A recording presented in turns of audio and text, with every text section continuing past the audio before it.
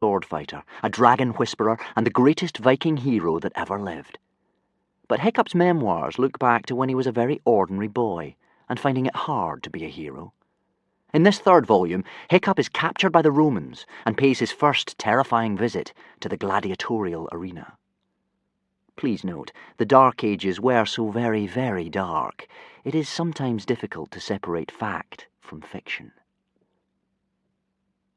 Once there were dragons. Imagine a time of dragons. Some larger than mountainsides, slumbering in the depths of the ocean. Some smaller than your fingernail, hopping through the heather. Imagine a time of Viking heroes, in which men were men, and women were sort of men too, and even some little babies had chest hair.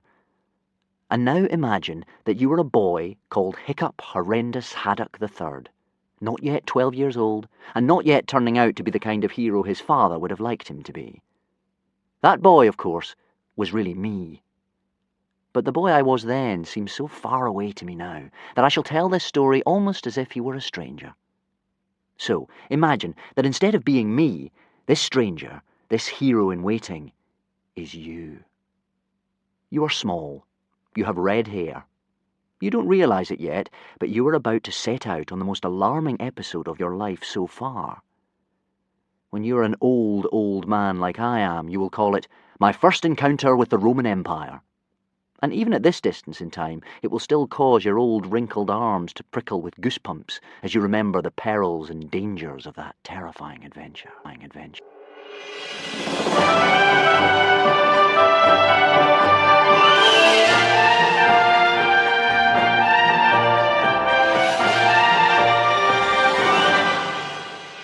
One, the boarding an enemy ship lesson. Once upon a foggy day in a cold, cold country long, long ago, 7 small Viking boats floated through the sea known as Woden's bathtub. The fog had swallowed up the peaceable country to the north, and the Isle of Berk to the west, and, indeed, had swallowed up so much of everything that it was as if the boats were sky boats and had left the earth entirely and were sailing through cloud banks way, way up in the air. In the first boat, the fat boar, sat Gobber the Belch, a 6.5-foot giant in teeny-weeny hairy shorts, who had leg muscles so enormous they had muscles of their own, and a beard like a hedgehog struck by lightning. Gobber was the teacher in charge of the pirate training programme on the Isle of Berk, and this sail through the fog was part of a boarding an enemy ship lesson. The 6 boy-sized boats that were following the fat boar each had 2 boys in them, and these boys were Gobber's pupils, young members of the tribe of the hairy hooligans. "Okay, you disgusting globs of girly snot!" yelled Gobber, in a bellow so loud it could be heard several miles away. "We are now going to practice boarding an enemy ship on the easy target of a peaceable fishing boat.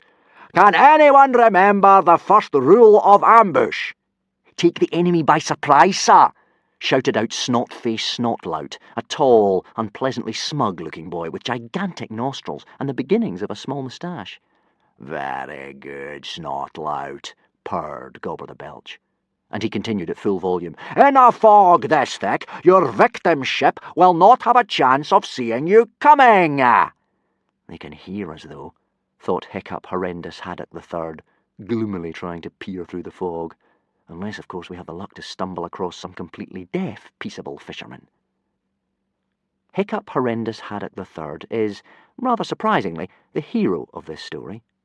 I say surprisingly because the first thing you noticed about Hiccup was how very, very ordinary he was. He was on the small side, with a slightly freckled, absolutely average face that would always get overlooked in a crowd. His dragon, Toothless, who was at that moment asleep down the front of Hiccup's shirt, was just as average as his owner. The only truly remarkable thing about Toothless was how remarkably small he was. He was at least half the size of the other boys' dragons, and as you can imagine, this wasn't something to boast about. Gobber's shouting woke the little dragon up.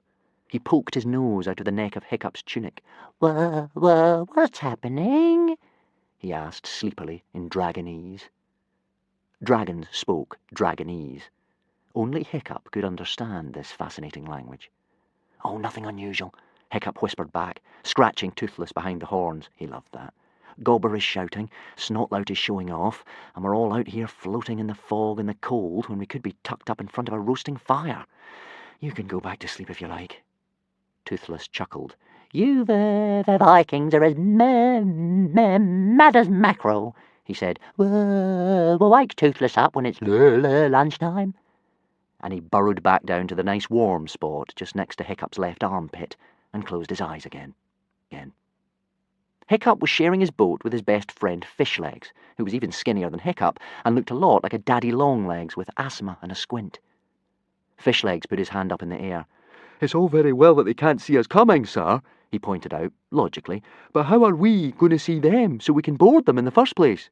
Easy peasy, oh plankton brain, boomed Gobber, very pleased with himself. Peaceable fishing boats are always followed by flocks of black-backed sea dragons hoping for a bite. All you have to do is follow the racket they make, and you'll have found yourself a boat. You then simply board the boat, yelling the hooligan war cry. Repeat after me. Yah! Yelled Gobber the Belch. Yah! Yelled 10 of the boys back at him, brandishing their swords like maniacs. Yah! Repeated Hiccup and Fishlegs, without much enthusiasm. The Peaceables are terrified of us hooligans. Wouldn't only knows why. Right, lads, you steal one of their helmets to prove you have completed the exercise, and report back to me. This is going to be like burgling berries from a baby, boomed Gobber the Belch. Oh, I nearly forgot. Silly me. Gobber laughed carelessly. The only thing you do have to bear in mind is that on no account should you leave this bay. This is very important, because just to the south of here runs the summer current, a warm stream of water, and you all know what lives in the summer current. Shark worms, gulped Fishlegs. That's right, Fishlegs, boomed Gobber. I know Hiccup, our natural history expert, can tell us something about shark worms. Certainly, sir, replied Hiccup, delighted to be asked a question about his favourite subject, dragons. He took out of his pocket a small, scruffy notebook with How to Speak Dragonese written in large, scrawly letters on the front. In this book, Hiccup kept notes on the Dragonese language and descriptions of the various species of dragons and their habits. Well, said Hiccup, having trouble reading his own handwriting, shark worms are a kind of dragon that look a lot like sharks. The adults can grow to about 6 metres in length, and they have at least 5 rows of teeth. Get on with it, boy, yelled Gobber. They are highly carnivorous, and they not only scavenge off ships, but climb aboard and attack you there. On land, they can easily outrun a man. I would suggest, sir, that if there was even a chance we could run into sharkworms, we should leave the area immediately. For Thor's sake, boy, grinned Gobber the Belch. With that kind of attitude, you might never leave the house. I'm training you to be pirates, not softies. What happens if we get lost, sir? Pleaded Fishlegs. Lost? Snorted Gobber. Lost? Vikings don't get lost. Honestly, sir, sneered Snot-Face Snotlout, I don't know why you don't throw Hiccup the useless and his fish-legged failure of a friend out of the tribe completely. They're a disgrace to all of us. Hiccup and Fishlegs looked miserable. I mean, look at their boat, sir, continued the sneering Snotlout. We're Vikings, sir, the greatest shipbuilders the ancient world has ever known, sir. A raft like that just makes us look ridiculous. You think you're so clever, Snotlout, retorted Hiccup determinedly, but this boat can go a lot faster than you think. Looks aren't everything, you know. Unfortunately, Snotlout had a point. The hopeful Puffin was more of a floating accident than an actual boat. She had been built by Hiccup and Fishlegs in shipbuilding lessons, and they were both hopeless at woodwork. Something kept on going wrong with the design, and instead of being long and thin like a Viking ship should be, she had ended up fat and almost completely round. Her mast was too long and leaned lopsidedly to the left, so that in a strong wind she went round in circles. She also had a leak. Every half an hour, Fishlegs or Hiccup had to remember to bail out the seawater that had collected in the bottom of the boat with Hiccup's helmet. Fishlegs' helmet also had a leak. Gobber the Belch looked at the hopeful Puffin. Said Gobber, thoughtfully. You might have a point, Snotlout. Now, he continued briskly. "At the sound of my horn, the exercise will begin." He raised a curly-whirly bugle to his lips. "Oh, jumping jellyfish," moaned Fishlegs. "I hate the pirate training program. We're going to get lost. We're going to sink. We're going to get eaten slowly by shark worms." "Screech!" screamed the bugle. Viking dragons and their eggs. The shark worm. One of the scariest predators in the ocean.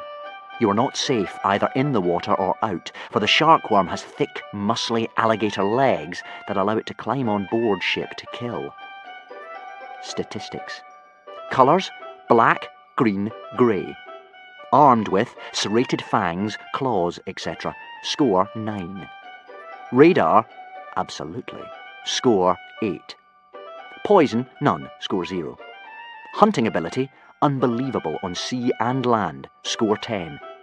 Speed: astonishingly quick. Wings fold into body cavity when swimming. Score 10. Fear and fight factor: don't get in the water. Score 10. Total score: 47.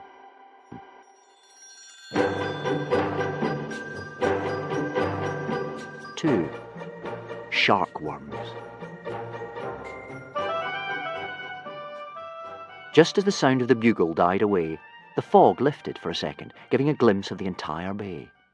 Over to the right, further towards the grey outline of the peaceable country, there were the shadowy shapes of 4 or 5 peaceable fishing boats, surrounded by clouds of screeching black-backed sea dragons. "Over there!" yelled Sharpknife and Toughnut Jr., turning their boat, the Raven. "It's all under control, Fishlegs," shouted Hiccup excitedly. "I can see where we're going." Hiccup yanked the rudder of the hopeful Puffin so sharply that Fishlegs lost his balance and fell face first into the water at the bottom of the boat. The wind caught the sails at exactly the right speed, and the hopeful Puffin surged forward after the others. But Hiccup hadn't noticed Snotlout's boat, Sparrowhawk, steaming up behind him at great speed. Sparrowhawk was as lean and mean and hungry as Snotlout himself. Beautifully built out of elm wood, she came to a point so sharp at the prow that she sliced through the water as easily as an axe through a scallop. She was being steered by Dog's Breath the Durbrain, Snotlout's best friend, a great hairy bully of a boy with a ring through his nose, who was snorting so hard with laughter that snot flew in all directions. "Get him, Fireworm!" whispered Snot-Face Snotlout, and his dragon, a glistening, blood-red, monstrous nightmare, leaped from Snotlout's shoulder and dive-bombed Hiccup from behind with a furious shriek. Fireworm swooped down and pushed Hiccup's helmet down over his eyes with her talons. Hiccup took his hands off the rudder in surprise, and at the same moment Sparrowhawk rammed into the port side of the hopeful Puffin, denting her severely. "So sorry, useless!" jeered Snot-Face Snotlout as Sparrowhawk sailed on, completely unhurt. "Your pathetic raft is so small, we didn't see you." "Huh, huh, huh," guffawed Dog's Breath the Durbrain. The ramming sent the hopeful Puffin into one of her spins. For a long time she spun round in wobbly circles like a confused sea urchin. Eventually, Hiccup regained control of the rudder, and Fishlegs picked himself up from the bottom of the boat, moaning slightly. The hopeful Puffin completed her final spin and began moving swiftly forwards. But the fog had come down again, if anything, even thicker than before. After all that spinning, Hiccup had absolutely no idea which direction they were facing, and when the last faint echoes of Snotlout and Dog's Breath's jeering had faded away, they sailed on in spooky silence. "Where is everybody?" asked Fishlegs. "Shh!" scolded Hiccup. "I'm trying to listen." The boys were quiet for 10 long minutes. The only sound to be heard was the lapping of water against the sides of the boat and a brisk wind filling out the sail. They were gliding along at quite a rate now, but where were they going? Hiccup and Fishlegs strained their eyes into the fog and their ears into the silence, desperate to see or hear something, anything at all. But there was nothing. It might have been Hiccup's imagination playing tricks on him, but it seemed to him as if the air suddenly felt just a tiny bit warmer. And when he trailed a finger briefly into the water, it felt just a tiny bit less icy than it should have done. And then he got to thinking about the summer current, and shark worms, and a prickle of fear ran all down his back, and everywhere about him the drifting, ghostly fog seemed to be taking the shape of sharkworm fins. Just out of interest, asked Fishlegs casually, how does a sharkworm attack you exactly? Well, replied Hiccup, changing direction yet again in the hope of getting back to the safety of the bay, sharkworms should only attack if you're wounded. Even if you're not in the water, they can smell the blood, and that drives them crazy. And then, because they have legs as well as a fishy tail, they can actually climb aboard a ship to get you. That's where they got their nickname of pirate dragons, because although they can survive at least 10 minutes in the air, they generally drag you back into the water to kill you. Oh, brilliant, said Fishlegs, frantically checking himself all over to see if he had any grazes. Do you think eczema counts, or does it have to be an actual cut? I'm not sure, said Hiccup. I've never actually met a sharkworm. Better and better, said Fishlegs. It's at times like this that I am so glad that I was born a Viking and not a Roman. The Romans were the Vikings' deadly enemies. A very bossy lot who wanted to take over the world and had jolly nearly got there. Think how boring it would be to be a Roman. All those warm baths and lounging around in togas when you could be out here enjoying the fresh air and the multi-fanged, blood-crazy carnivores. Shh, said Hiccup, changing direction for the 9th time. Let's just see whether we can hear anything this time. But again, there was silence, and the splash of seawater coming over the side onto Hiccup's ankle felt definitely warm. I'm hungry, said a deep little voice from Hiccup's chest, and both boys jumped at the sudden sound. The nose of Toothless, Hiccup's disobedient little dragon, poked out of the top of Hiccup's shirt, closely followed by the rest of him. He crawled sleepily up Hiccup's neck to his familiar perch on the top of Hiccup's helmet, where he shook out his wings, had a quick rummage for dragon fleas, and gave an enormous yawn, revealing a very pink, forked tongue and the fang-free gums that gave him his name. Even though he was only a common or garden dragon, the most ordinary of the dragon species, Toothless was a beautiful little creature. He was a deep emerald green in colour, fading to shimmering pearl on his tummy like a mackerel, lightly sprinkled with pale brown freckles. Enormous, innocent, grass-green eyes peered out from between absurdly long eyelashes. Appearances, of course, were deceptive, for dragons are among the most selfish animals on the planet, and Toothless was, in fact, a shark in a baby seal's clothing. You can help us, actually, Toothless, said Hiccup. This is important. We need to find ourselves back to the bay. We're a bit worried that we might have accidentally got ourselves into the summer current, and we don't want to bump into any sharkworms, now do we? Hiccup laughed nervously. So, what you could do is flap around and look for boats, so we can get back on the right course. Ask Cow. Toothless hungry, said Toothless grumpily. He had woken up in a bad mood. Hiccup raised his eyes to the heavens before explaining patiently that Cow was asleep, and there was no way she was going to wake up. Cow was Fishlegs' dragon. A nice enough beast, but she spent most of her time asleep. She was lying sprawled full length underneath one of the rowing benches. Fishlegs had put a coat under her head to lift it clear of the water so she didn't drown. Toothless not moving. Toothless was in a big sulk now. No food, no moving. Toothless on strike. Hiccup, bossy, do this, do that. Toothless a dragon, not a slave. Work.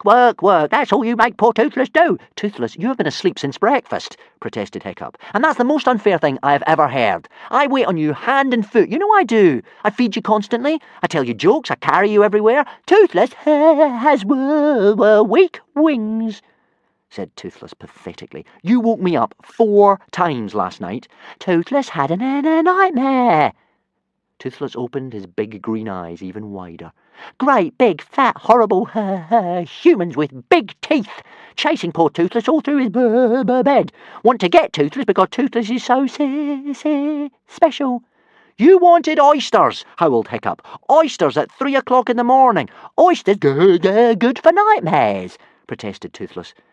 Hiccup ran out of patience. You wouldn't shut up. You perched on my father's bed and said you'd screech in his ear if I didn't get them. I had to get up, get dressed, go down to the oyster hoard in Hooligan Harbour, and then, when I got back again, you wouldn't even eat them because you said they were the wrong colour or something. They had black bits on them, whined Toothless. Toothless hates black bits. Yucky!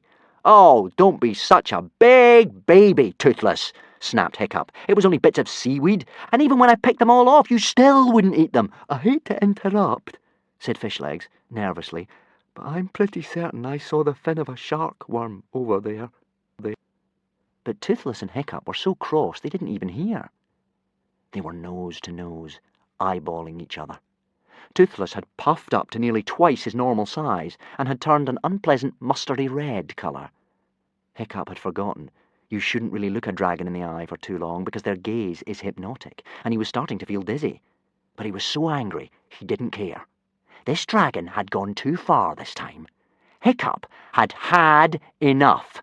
He was going to put his foot down. "I do all these things for you," continued Hiccup, "and every now and then I ask you to do a few simple things for me, like catching some mackerel in a dragon training lesson, or look out for shark worms so we don't all get dragged off and torn to pieces. And what do? You go on strike. Well, you've gone too far this time. I've had enough. I'm putting my foot down. You can just go on strike then and see if I care." "Okay then," hissed Toothless. Toothless really will go on strike." With great dignity, Toothless flapped off Hiccup's shoulder and up to the top of the mast, where he perched, muttering to himself in a furious undertone, "Toothless a big baby, is he? Ha! We'll see about that, Mr. Smarty Pants Hiccup. Let's just find out how long you last without the help of the big baby." "What's he doing?" asked Fishlegs.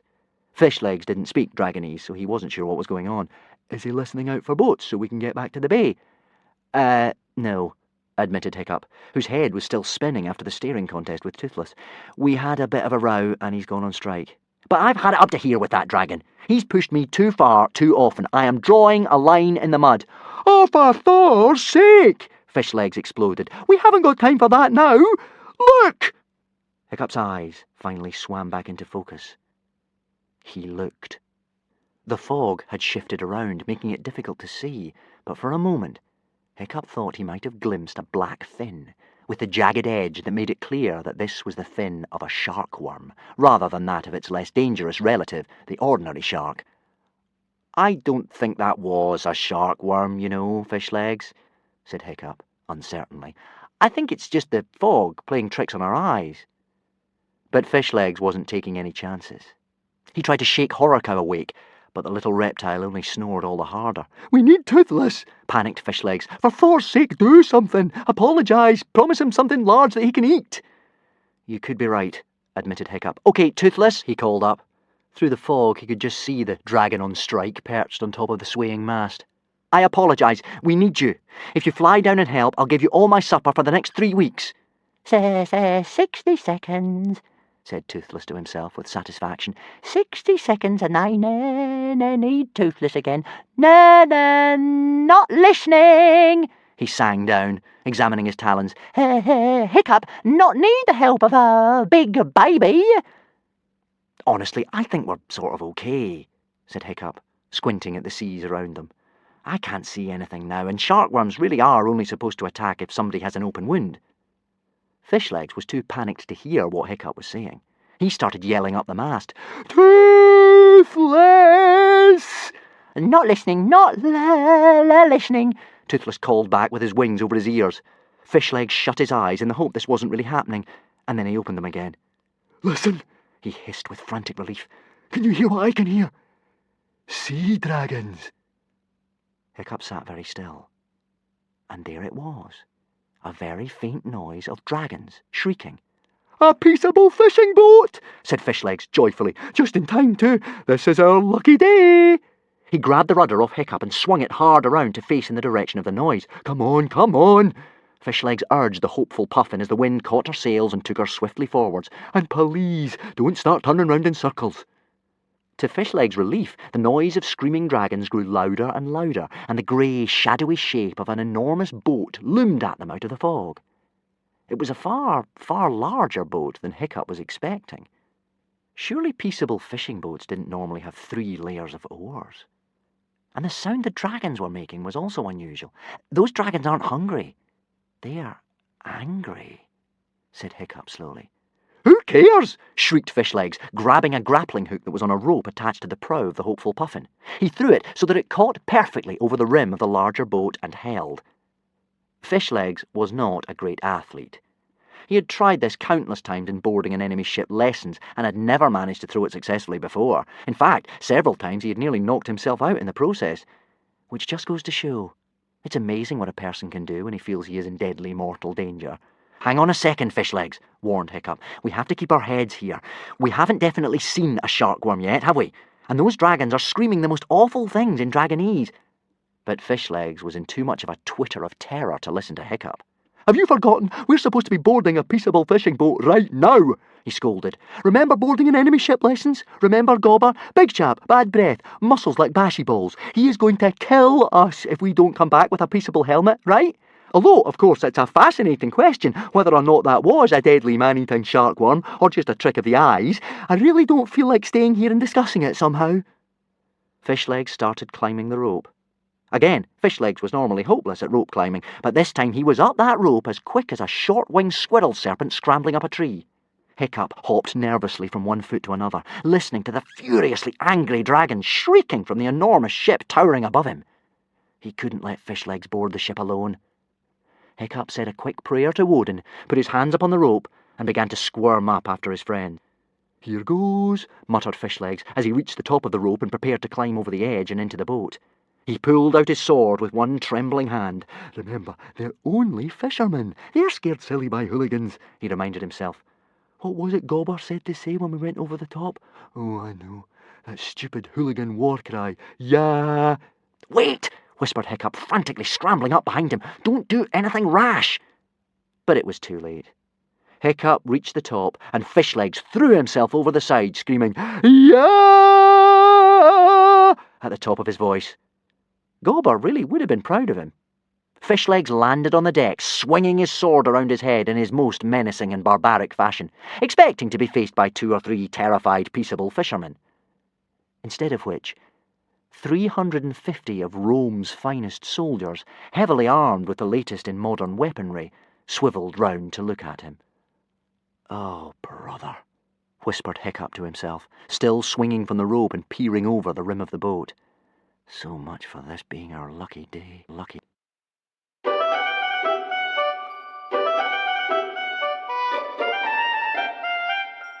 3. Out of the cooking pot and into the barbecue. "Uh-oh," said Fishlegs. This was most definitely not a peaceable fishing boat. It was, in fact, a sizable Roman ship, 70 metres long from stern to prow. The sails were pure white, and high above, when Hiccup craned his neck, he could see the Roman flag of the imperial eagle flapping cheerily in the wind. The boat was crammed with what looked like an entire legion of Roman soldiers, who were now looking at Fishlegs with astonishment and fury. There was a gigantic iron cage set near the mast of the boat. An enormous number and variety of dragon species were being held prisoner behind the bars of this cage. Deadly nadders, flying gators, big spotted gormlesses, yellow vampires, commoner gardens, you name it, they were all there, trapped together in a furious tangle of talons and wings and fangs, ready to be sent back to the restaurants and shoemakers in Rome. "Oh, for Thor's sake," whispered Hiccup, "Roman dragon rustlers, I do not believe this." "Ah," said Fishlegs with a nervous smile, backing towards the edge of the boat. "I seem to have made some sort of mistake. This is the wrong boat, you see." He tried to laugh in an airy fashion. "So sorry to disturb. Carry on with what you were doing, why don't you?" The nearest soldier, who was a 6'5" centurion with legs like tree trunks, drew his sword with a nasty flourish. "And where do you think you're going?" he asked Fishlegs in Latin. Latin was the language spoken by the ancient Romans. Most Vikings did not understand this language, but Hiccup had been secretly taught a little Latin by his grandfather, Old Wrinkly. "Might come in useful," Old Wrinkly had said, as indeed it did, on occasions too numerous to mention. He put out a big hand to grab Fishlegs, and Fishlegs ducked under his arm in the nick of time. "Get him!" yelled the big centurion, and 6 or 7 more soldiers made a leap towards Fishlegs. Now, if Hiccup had been a traditional hooligan hero, he would have drawn his sword Endeavour and launched himself over the side to the aid of his friend, shouting the hooligan war cry at the top of his voice. But then, if Hiccup had been a traditional hooligan hero, he would have been dead as a kipper several books ago. A noble kipper, perhaps, a gloriously brave kipper, but nonetheless a very, very dead kipper. Instead, Hiccup sneaked over the edge of the boat as quietly as he could. As soft as a ghost, he hid behind a couple of jars of olive oil beside a bit of the deck that was covered by a large tent. In the meantime, Fishlegs was being chased by the Roman soldiers. The chase didn't last long. Fishlegs ducked and dodged as best he could, but finally ran into the stomach of a gigantic centurion, who picked him clear off the ground. "Look who we have here!" bellowed the centurion as Fishlegs kicked his legs like a stranded beetle. "A scary little Viking trying to attack us all on his own!" "Ha, ha, ha!" The other 349 soldiers thought this was very funny. "This is all a big mistake," wailed Fishlegs, scratching himself violently as his eczema started coming out with the anxiety of the moment. "Please let me go." "Let's take you to the boss, little barbarian," said the centurion. He carried Fishlegs over to the tent where Hiccup was hiding. Hiccup peered out from behind his jar. Gently, he drew back the curtain so he could see what was happening. Bright red in the face and trembling and itching, Fishlegs was brought before two richly dressed men, reclining under the tent just a metre away from where Hiccup was crouching. One of these men was very, very fat. So fat that parts of his stomach were dripping over the edge of his couch and were being held up by a small slave. The other man was thin and wearing a fancy helmet with a gigantic plume and a face guard that covered his eyes. The fat Roman was eating nanodragons in honey from a plate on a low table in front of him. Nanodragons were a tiny species of dragon as numerous as insects. They were about the size of locusts. The poor creatures were still alive and were wriggling but unable to escape from the honey that gummed up their wings. Hiccup could hear their pathetic cries for help as the fat fingers picked them up and gobbled them down. The fat Roman was difficult to understand because he was talking with his mouth full. "By Jupiter, Prefect," drawled the fat Roman through a big helping of nanodragon. "I do believe we have been attacked by a tiny, weeny little barbarian." "So we have, Consul," replied the thin prefect. "I recognize this one. He is a member of one of the local tribes I was telling you about. I'm worried that these tribes might object to our fiendishly clever plan." "Oh yes. Remind me, what is our fiendishly clever plan again?" asked the fat consul. 1. Disguise ourselves cunningly as hooligans and kidnap the heir to the brutish bog burglars. "Marvellous," spluttered the fat consul. 2, said the thin prefect, evilly, disguise ourselves cunningly as bog burglars and kidnap the heir to the hairy hooligans. "You're a genius," gurgled the fat consul. 3, the bog burglars and the hooligans are so busy fighting each other they do not notice us stealing every single dragon in the inner isles. "Bravo!" shouted the fat consul. Hiccup would have loved to hang around and discover more about the plan, but he had important work to do. He had to get Fishlegs and himself off this ship alive. Luckily, although everyday life as a Viking was a big struggle for Hiccup, he always came into his own in a crisis. And this sure was a crisis. Hiccup quickly summed up the problem. On the other side, 350 of Imperial Rome's finest soldiers armed with javelins, swords, spears, arrows, entrenching tools, etc., etc., etc. On his side, 2 scrawny Vikings and 2 small dragons, one on strike and one in a coma. Yup, it was a crisis. Hiccup's eye was caught by a tiny electric squirm clinging to the edge of the curtain. He looked from the electric squirm back to the cage of dragons. All that talk about distracting had given him an idea. Perhaps he could use the electric squirm to distract the Romans' attention so that he could tiptoe up and open that cage of dragons. The dragons would rush out and attack everybody, and in the confusion, Hiccup could rescue Fishlegs. Hiccup got out his handkerchief, wrapped it around his hand, and picked up the electric squirm very, very carefully by the tail. Viking dragons and their eggs, the electric squirm. This nanodragon is not aggressive, but it gives a truly terrible, although not fatal, electric shock when touched. Like their close cousins, the glowworms, these creatures can be used as a source of light if no flame or candle is available.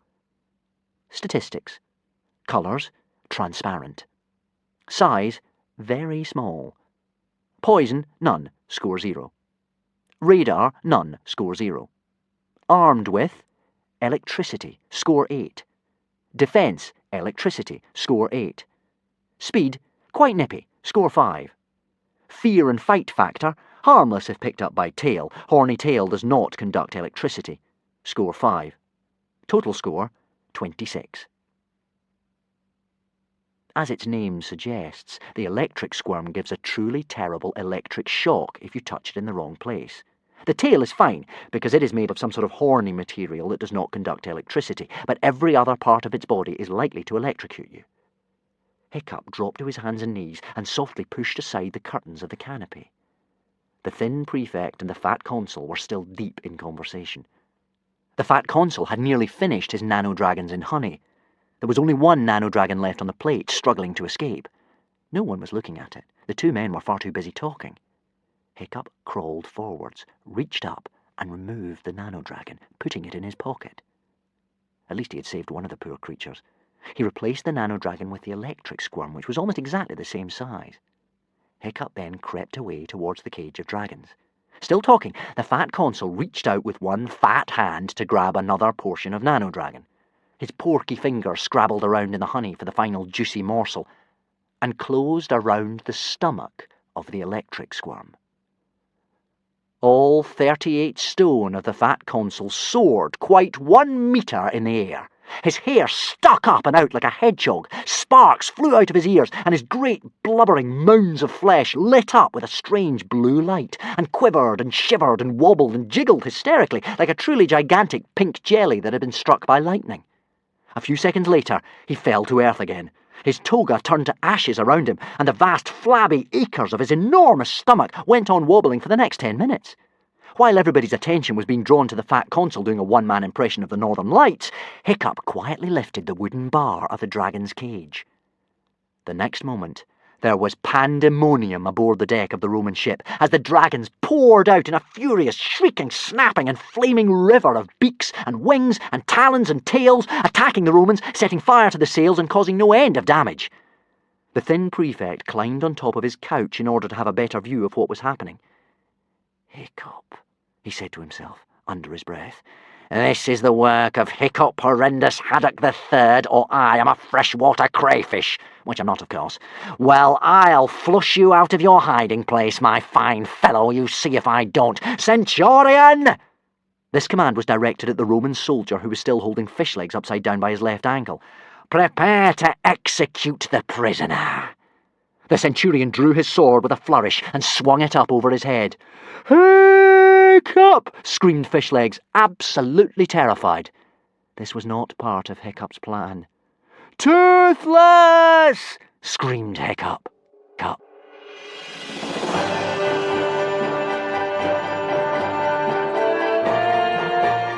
"4. Toothless to the rescue."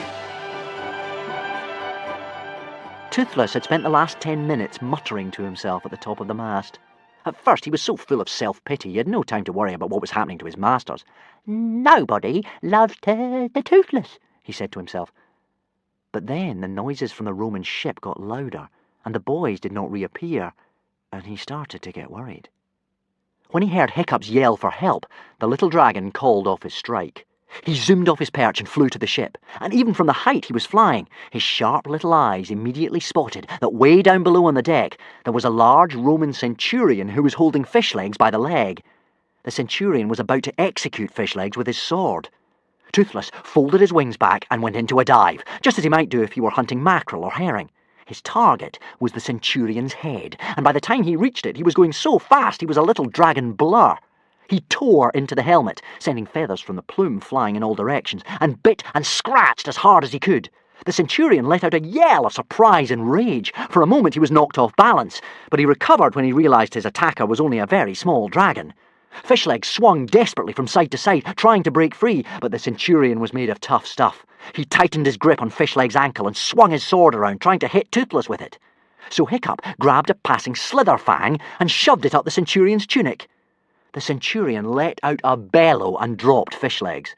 Wouldn't you?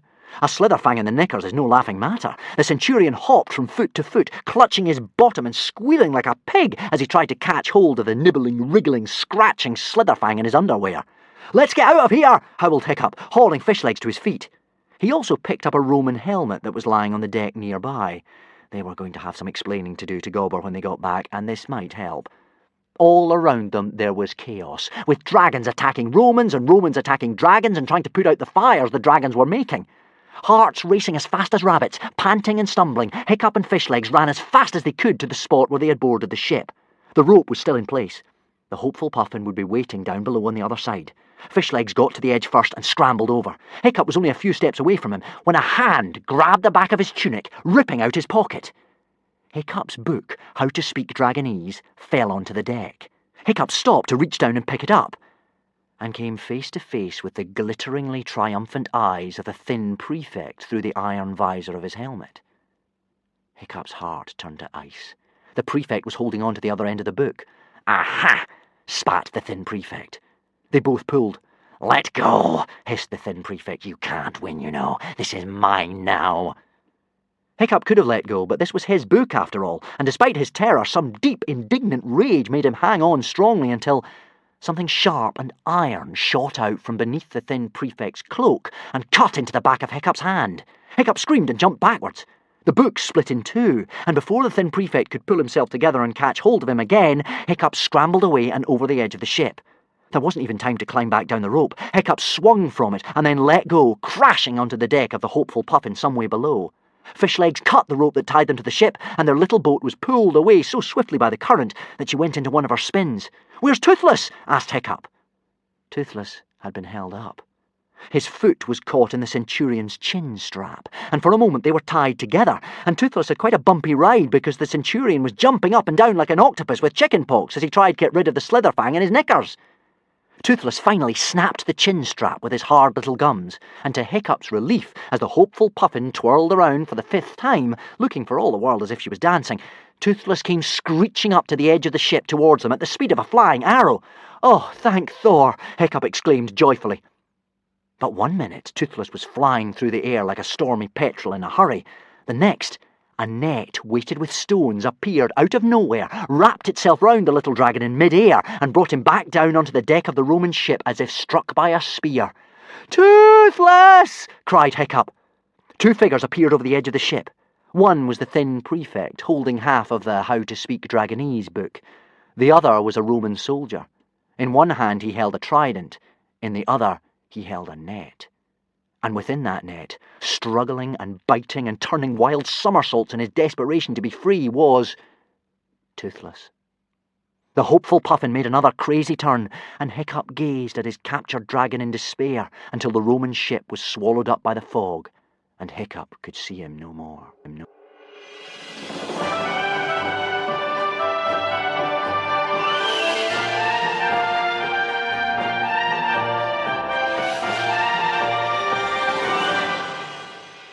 5. Back on Berk.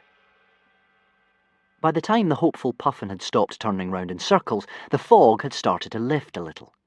Half an hour later, the mist had vanished entirely, and they could see for miles in every direction. The Roman ship was nowhere to be seen. The water was as cold as ice again, so there was no further danger of bumping into any shark-worms. They had not gone as far off course as Hiccup had thought. They set off towards the distant silhouette of Berk to the north. Fishlegs took the rudder because Hiccup was too depressed to do anything. Hiccup sat staring at his half of How to Speak Dragonese. All that work, all that time spent dragon watching at the Wild Dragon Cliff ripped in two. He was trying not to think of what might be happening to Toothless on board the Roman ship. Toothless hated the idea of being trapped so much, Hiccup even had to leave the door open when they went to bed. And now there he was, most likely locked up in that horrible iron cage. We'd just had an argument too, thought Hiccup in total misery, and he flew to our rescue. And now I might never see him again. Horror Cow finally woke up from her deep sleep. "Did you get that helmet?" She yawned. "Not exactly," replied Hiccup grimly. "It's a long story." In her strange, spinning and zigzagging fashion, the hopeful Puffin drew nearer to the little Isle of Berk. The Isle of Berk had been home to the hooligan tribes for so long as to seem like forever. It is one of the smallest inhabited islands in the barbaric archipelago, and perhaps the best way to describe it is wet. There are 28 words for rain in the hooligan language, and Berk is the kind of place where the sea is always wandering up onto the land. Even at the highest point you can find scallop shells and dolphins' bones thrown up by some gigantic tide or storm. So what with the rain pouring down constantly from above, and the sea sneaking up from below, the hooligans spend most of their lives up to their knees in muddy salt water. As they got nearer to Berk, they didn't have time to feel sorry for themselves. The hopeful Puffin was in difficulties. Never a very seaworthy boat, she had taken 2 big knocks. First when she was rammed by Snotlout's boat Sparrowhawk, then when Hiccup jumped down onto her decks from the Roman ship. She was taking on water even faster than normal. Despite Hiccup and Fishlegs bailing out the water as quickly as they could with their helmets, by the time they reached Hooligan Harbour, she sank entirely. They had to swim the last 100 metres, Hiccup holding Fishlegs up because, unusually for a Viking, Fishlegs had never quite mastered the doggy paddle.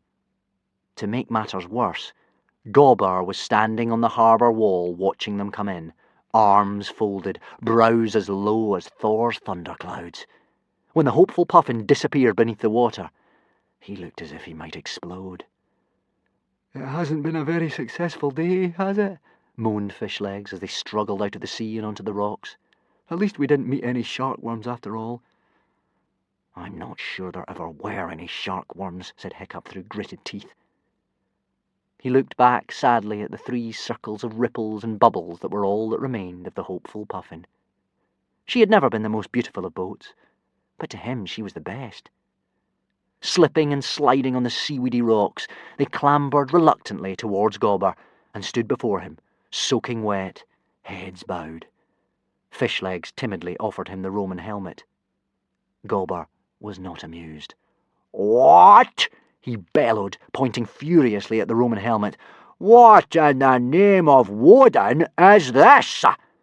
"A Roman helmet, sir," admitted Fishlegs. "We sort of accidentally boarded a Roman ship.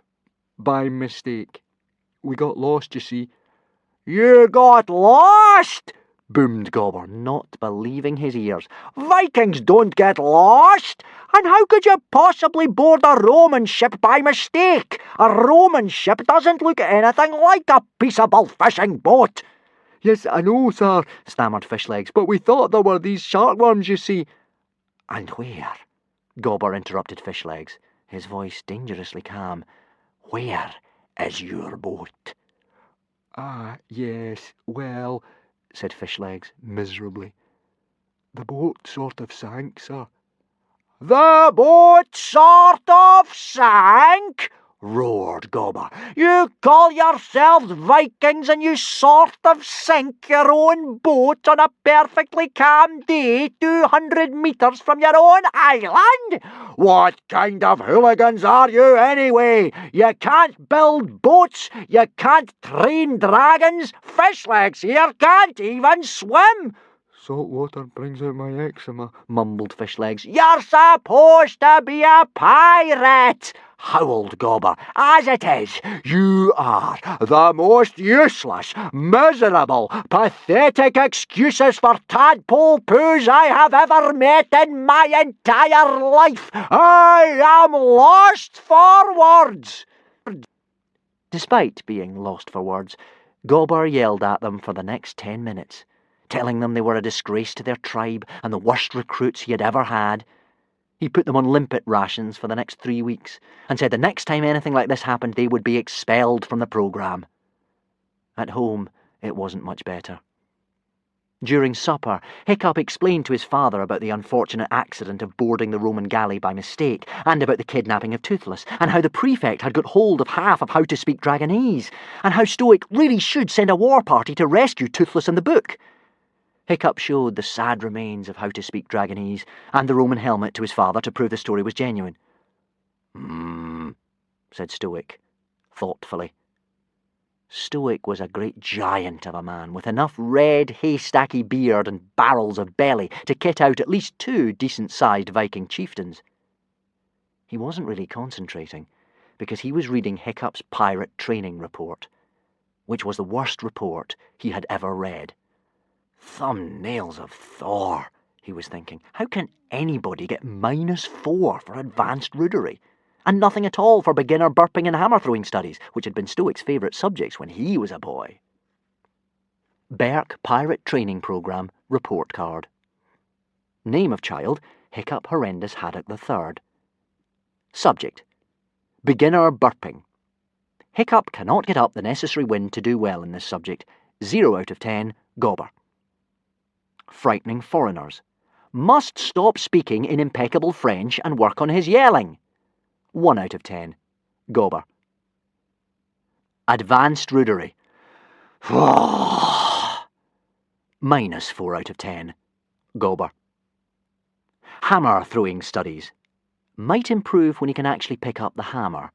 0 out of 10, rugged Rita. Sword fighting lessons. Quick reflexes and strong fancy footwork. I'm impressed. Needs to work on his aggression. 9 out of 10, Gormless the Grim. Shipbuilding. I have grave doubts that the hopeful puffin will float. 0 out of 10, gobber. Boarding an enemy ship. Hiccup is the worst sailor I have ever taught in 20 years. Ha, ha, ha, gobber. Bashyball spends most of his time in the mud being sat on. 1 out of 10, gobber. Stoic was trying very hard not to feel disappointed in his son. He kept telling himself that Hiccup was just a slow developer and would soon start getting muscles and nose hair and scoring the winning goal in bashyball games like Stoic had himself. But what was he doing, earning reports like, Hiccup is the worst sailor I have ever taught in 20 years? How could he have come back from a perfectly straightforward training exercise, having misplaced both his dragon and his boat? And how could he possibly have got lost and accidentally boarded a Roman ship rather than a peaceable fishing boat? Vikings didn't get lost. Stoic opened his mouth to bellow at his son. And then he closed it again. Small, skinny, freckled and unsatisfactory, Hiccup's worried face looked up at him. He was clearly desperately anxious about that laughably tiny dragon of his. Stoic didn't have the heart to be angry. He crumpled up the report in one gigantic fist. Son, he said, gently and gravely. I am sorry you have lost Ruthless. Toothless, Hiccup interrupted indignantly. He's called Toothless. Toothless.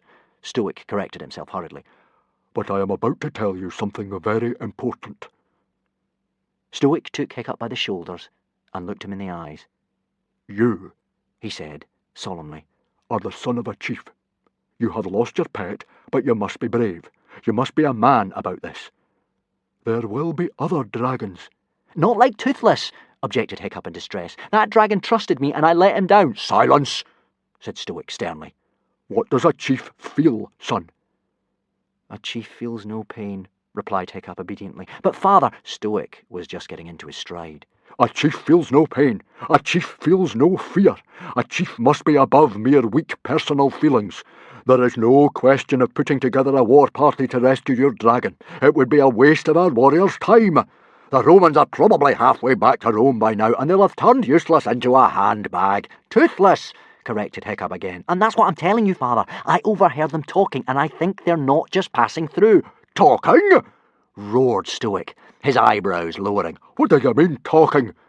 How did you understand these Romans? Ah, admitted Hiccup. Old Wrinkly's been teaching me some Latin, you see. Latin? Latin! Stoic exploded. He crashed his fist so hard on the table that the oysters they'd been tucking into did a couple of cartwheels in the air. My son has been speaking Latin? He controlled himself with an effort.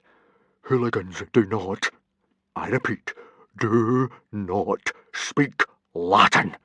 What are they teaching you in frightening foreigners' lessons? When a hooligan meets a foreigner, he shouts at it loudly and slowly. That's the only language a foreigner understands. Hooligans don't talk to dragons either, or write books about them. You're spending far too much time scribbling about dragons and not enough time preparing to become a chief. Stoic took the half of How to Speak Dragonese out of Hiccup's hands and threw it into the fire. Hiccup gasped. That book had everything he had ever learned about dragons in it. How would he ever talk to dragons again without it? Stoic stomped off. As soon as he was out of sight, Hiccup burned his fingers pulling the book out of the flames. Luckily it was still quite damp and the edges were only very slightly burnt. That night, for the first time in a long, long while, Hiccup had to go to bed without the company of Toothless. The little dragon was a small, wriggling, snoring hot water bottle. Now Hiccup lay awake till the early hours of the morning, shivering uncontrollably under the thin covers, his feet and hands as cold as the North Pole, his ears trembling in the icy draught.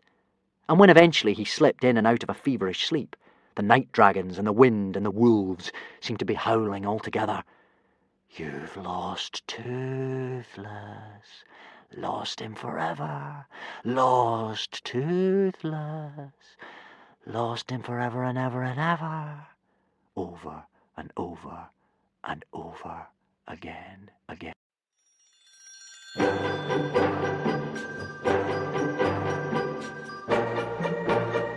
6. That night in sinister Roman Fort Sinister. Far, far away from Berk, in the sinister Fort Sinister, there was a dungeon so deep beneath sea level that no light ever reached it. A dungeon so far away that even the gods had forgotten it existed. Toothless, who was afraid of the dark and of small spaces, lay in utter blackness, in a cage so cramped he could hardly turn over. He was crying. "Help!" whimpered poor Toothless, in a voice he knew could not be heard. "Help!"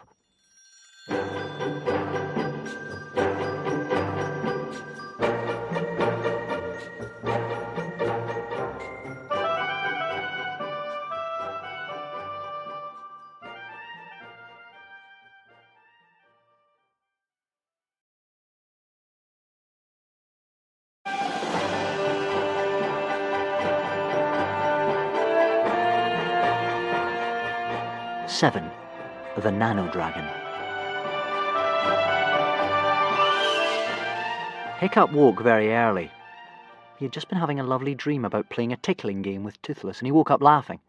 For a moment, everything was all right again, and he forgot Toothless had gone and reached out for him, only to feel the chilly, damp depression in the bed where Toothless should have been. He was instantly miserable again, and lay, teeth chattering under the bedclothes, trying to get up the willpower to brave the cold and get dressed in the still slightly damp and salty clothes he was wearing yesterday. He gradually became aware that what had woken him was a very faint and tiny singing noise, a reedy little sound like the wind caught in a cowrie shell, but with an edge of menace to it. The song went something like this: "Song of the Nano Dragon, while licking off honey. O human fatness who tried to eat me, great wobbling vomit of repulsive man flesh, I cannot kill you now, though I would like to. But you will regret this, blubber man. You will regret this in the quiet darkness of the night time, for I have friends. I have friends who will itch you into nightmares. Their feet will plough your skin into rashes, and you will sleep no more, O stomach with a head on it. You will sleep no more. O balloon of lard who tried to eat me, man uglier than an exploded jellyfish, I cannot kill you now, though I would like to.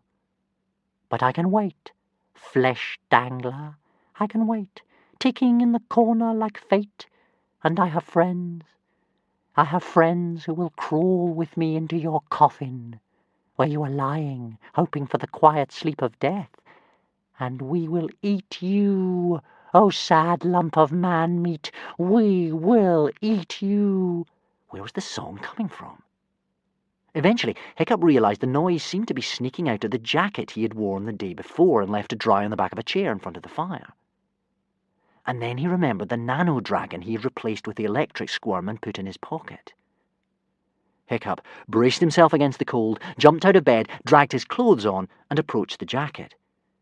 Carefully, he put his hand into the pocket and drew it out again with a gasp. Not only was there a yucky, warm mess of honey in there, but the nano dragon had bitten him on the end of his finger. As Hiccup put the finger in his mouth, you should always do this with a nano dragon bite, it helps to draw out the sting, the nano dragon flew out of the pocket, fluttered around the room, and landed on the windowsill. The nano dragon had spent the night cleaning the sticky honey off his body with his tongue. He was a handsome little beast, no bigger than a grasshopper. He was a gleaming rust red with flecks of charcoal, and the morning sun shone through his gossamer thin wings and threw red and black spots all around the room. Something about the self-importance of the little animal, the arrogance with which he held himself, made Hiccup ask, "Who are you?" "I," squeaked the tiny creature grandly, "am the centre of the universe." Hiccup looked carefully at the very small animal in front of him. "You are?" he said, polite but amazed. "You mean you are Thor or Woden in disguise?" "Thor and Woden," snorted the creature derisively. "Fairy stories. No, I am Zigarastica, the living god." Hiccup looked blank. "Most high and mighty ruler of the Nano Empire, despot of the northern grasses." Hiccup shook his head regretfully. "You must know about me," piped Zigarastica. "Great scourge of the bracken dwellers. Doesn't that ring any bells at all?" "Nope," said Hiccup. "I'm sorry, I've never heard of you before." "I don't know you humans," fumed Zigarastica, hugely offended. "Ignorant as well as ugly." "I'm not ugly," protested Hiccup. "That is a very rude thing to say." Zigarastica wasn't listening. "You're so caught up in your own world that you never bother to lower your fat noses to the ground and have a look at what's going on in the real world. Well, boy with a face like a stinky haddock, you have had the good fortune to save the life of the most powerful being in the galaxy." "If you're the most powerful being in the galaxy," said Hiccup, "how come you didn't get your nano-dragons to come and save you from the big fat Roman?" "Even a living god has his weak spots," replied Zigarastica, "and mine happens to be honey. I love the stuff, but the nano-dragon cry for help is created by rubbing the back legs together, and honey gums up the noise. It is delicious, though. However, the point is that since you have saved my life, I am honour bound to save yours in return, however huge and stinking and wingless you are." "Thank you," murmured Hiccup. "With an ugly nose," added the creature, "and those brown marks that look like spots. Those are freckles," said Hiccup indignantly. "They are not nice," said Zigarastica. "They displease my eye. But the living god does not forget a debt. In mortal danger, you just have to say the word Zigarastica, and I shall come to your aid." "And what on earth could someone as small as you do?" Hiccup thought to himself, but it would have been rude to say it. "How will you hear me?" he asked instead. The nano-dragon ignored the question. "Just say the word Zigarastica, and I will come. However, be warned. You can call on my most glorious aid just once, and once alone. When I have repaid my debt, you will become just another smelly, repellent human to me. So choose your time wisely, boy with spots on his ugly nose. Choose your time wisely." And with that, the rude little animal gave a last shake of his wings and flew out of the window. Hiccup wasn't quite sure what to make of this conversation. It seemed unlikely that a creature as small as Zigarastica could be as powerful as he seemed to think he was, but on the other hand, I need all the help I can get, Hiccup thought, gloomily. At breakfast, Hiccup was more miserable than he had ever been in his life. He couldn't eat a thing. He just sat there, pushing his kipper sadly round his plate. His grandfather, old Wrinkly, tried to ask him what the matter was, but Hiccup just sighed. "What does a chief feel?" asked Stoic the Vast, seeing his son drooping. "A chief feels no pain, father," replied Hiccup glumly. In the middle of the meal, a carrier dragon flew in the window, dropped a letter addressed to Stoic on the table, and flew out again. The letter was from big-boobied Bertha, the chief of the bog burglars. The bog burglars were a tribe of particularly fearsome female warriors who lived on an island some way to the west of the Isle of Berk. Please see map. The hooligans had a long-running feud with the bog burglars, which had started many, many years ago when the bog burglars stole the shield of Hiccup's great-great-grandfather, Grimbeard the Ghastly. Hiccup read the letter over Stoic's shoulder. "Greetings, you fat burglar! I see you have broken the truce we have had for so many years and wish to make war with us again. How dare you steal the noble heir to the bog burglar tribe? You are a thief, and I give you 2 weeks to return our heir to us unharmed. Otherwise, I shall declare a blood feud, and we will sail to Berk in all our strength and exterminate the lot of you. It shall be easy peasy. You hooligans always did fight like a load of Bernie rabbits. Yours very untruly, Bertha, chief of the bog burglars." Stoic grew more and more purple in the face as he read the letter. Finally, he came to the end, and with a roar, he tore the paper up into little pieces and stamped on them. He was hopping mad. Stoic was often baity, often shouty, often going off the deep end. But this time, he lost his temper. And when a hooligan loses his temper, he really loses it. A hooligan in a rage yells so loudly, it makes his ordinary yelling sound like a baby's lullaby. "I declare a blood feud," yelled Stoic the Vast. Oh, brother. Hiccup raised his eyes to the heavens. I do not believe this. This is all we need. Hang on a minute, Father. Let's stay calm here. I really don't think this was from the bog burglars. We haven't got their heir, have we? So someone else must have stolen her. I overheard the Romans saying they would pretend to be the bog burglars so they couldn't get us to fight each other. "You stay out of this, Hiccup," roared Stoic the Vast. "Politics is for grown-ups. Fetch me my sword. Sound the war horns. I want every man, woman and child practicing their sword fighting night and day for the next 2 weeks. But Father, protested Hiccup, please, use your head here. I am using my head, roared Stoic the Vast, headbutting the wall. If those bog burglars set one toe in hooligan waters, by Thor, they're going to regret it. Hiccup could feel himself getting cross too. He didn't stand up to his father very often, but he was so upset about Toothless that he got up and stood in front of Stoic with his hands on his hips. "Why don't you believe me?" he asked furiously. "I have told you and told you this is the work of the Romans. I've even brought you back a Roman helmet to prove it." Hiccup pointed to the Roman helmet, which was sitting on a stool in the corner of the room. "We could send out a war party to go and find these Romans and Toothless too, but oh no! You would rather stay here beating up the bog burglars than believe the word of your own son!" For a moment, it seemed as if Hiccup was getting through to his father. Stoic's nostrils stopped flaring, and he ceased to paw the ground with his foot. He looked at the Roman helmet. Maybe, just maybe, Hiccup was right. But then he looked at big-boobied Bertha's letter, and his temper returned. "The only good bog burglar is a dead bog burglar," shouted Stoic at the top of his voice, and he stalked out of the room. "Don't blame your father too much, will you, Hiccup?" said old Wrinkly, sadly. "He means well, but when things get complicated, he gets confused. By the way, aren't you going to be late for your frightening foreigners lesson?" "Oh, my goodness," said Hiccup. "So I am."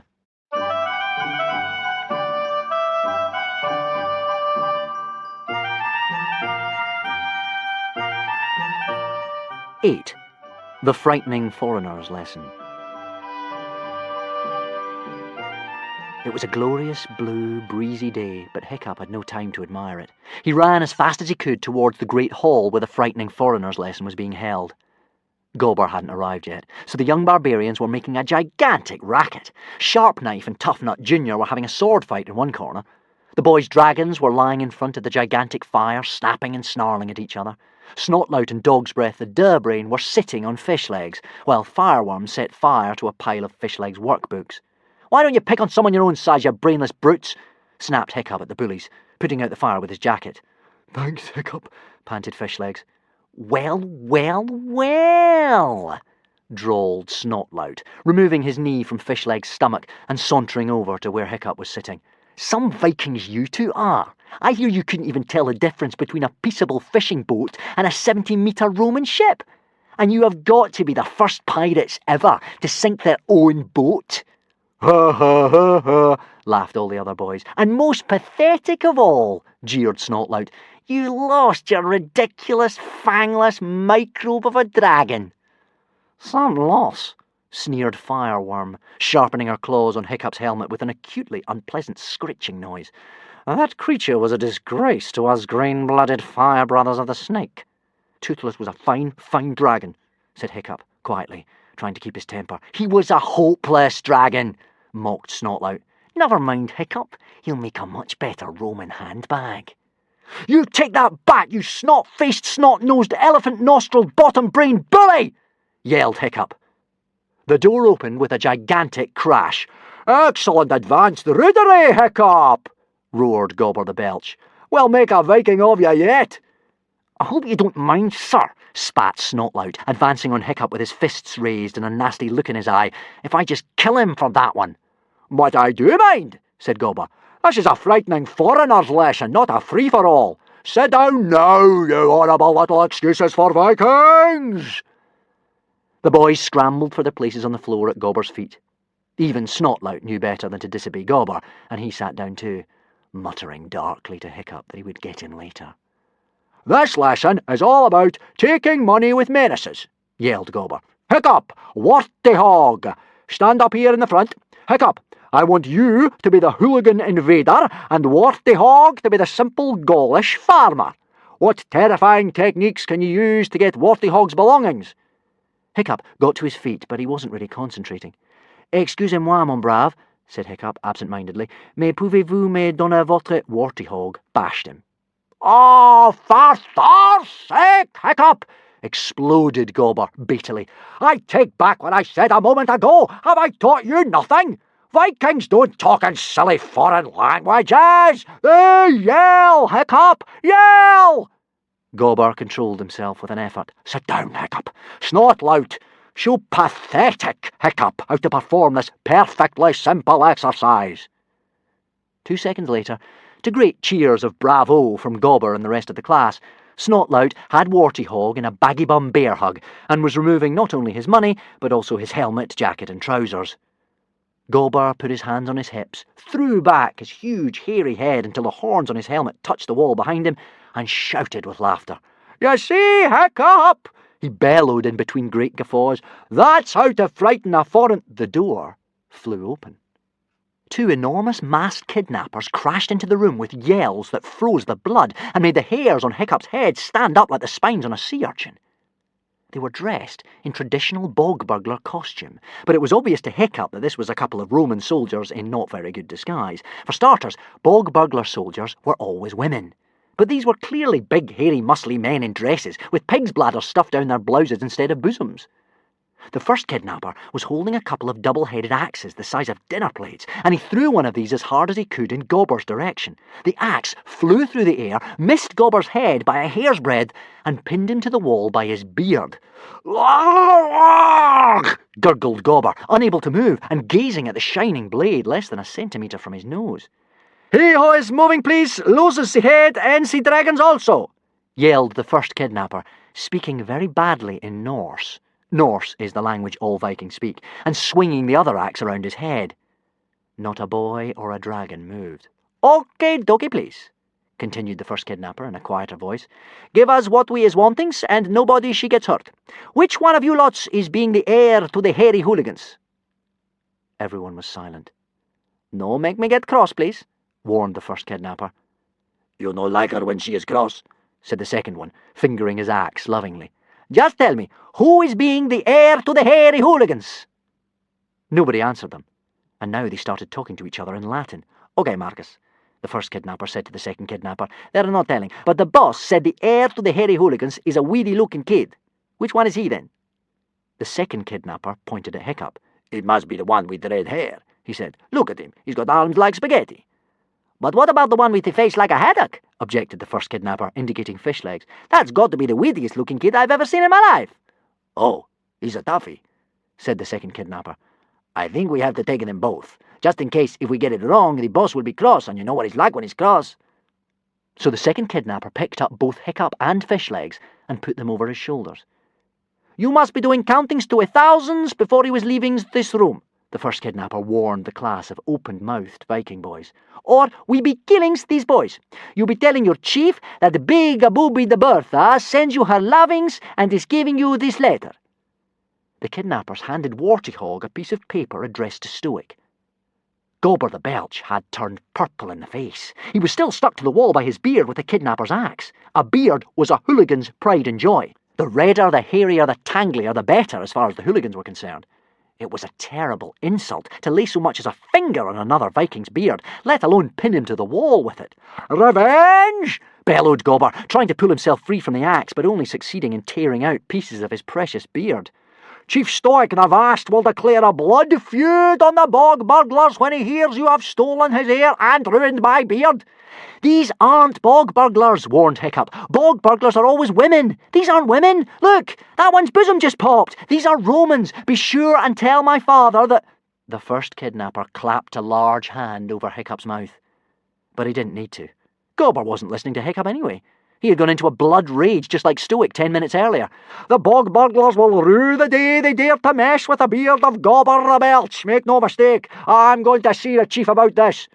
"You'll be doing that," grinned the first kidnapper, and the kidnappers left the room, taking Hiccup and Fishlegs with them.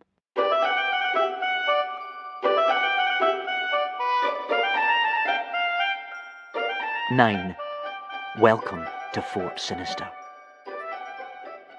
The kidnappers ran down the hillside with the boys bumping on their backs. They threw them into the bottom of their boat, a small, clearly Roman ship, with a very badly made bog burglar flag flying from the mast. The kidnappers set sail in the opposite direction to the land of the bog burglars. "Where are we going?" moaned Fishlegs. "My guess is next stop Fort Sinister," replied Hiccup.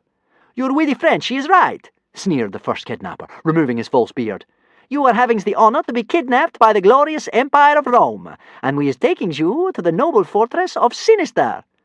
"Yippee," said Fishlegs gloomily. "You can be shutting up now," said the first kidnapper, and the boys shut up. The wind was very strong. Within an hour they had left the safety of Woden's bathtub and were entering the tricksy currents and needle-sharp rocks of the mazy multitudes. This was a bewildering muddle of thousands of small islands some miles south of the Isle of Berg, many with gigantic sea cliffs. Its eerie atmosphere led most Vikings to believe it was haunted. Huge black mountains with grim scrabbles of rock rose on either side of them. The greasy sea swirled underneath, with every now and then a pointy rock appearing out of nowhere in the mist, so that the second kidnapper had to swiftly steer the boat clear. The closer they got to the Roman headquarters, the less wildlife there was around them.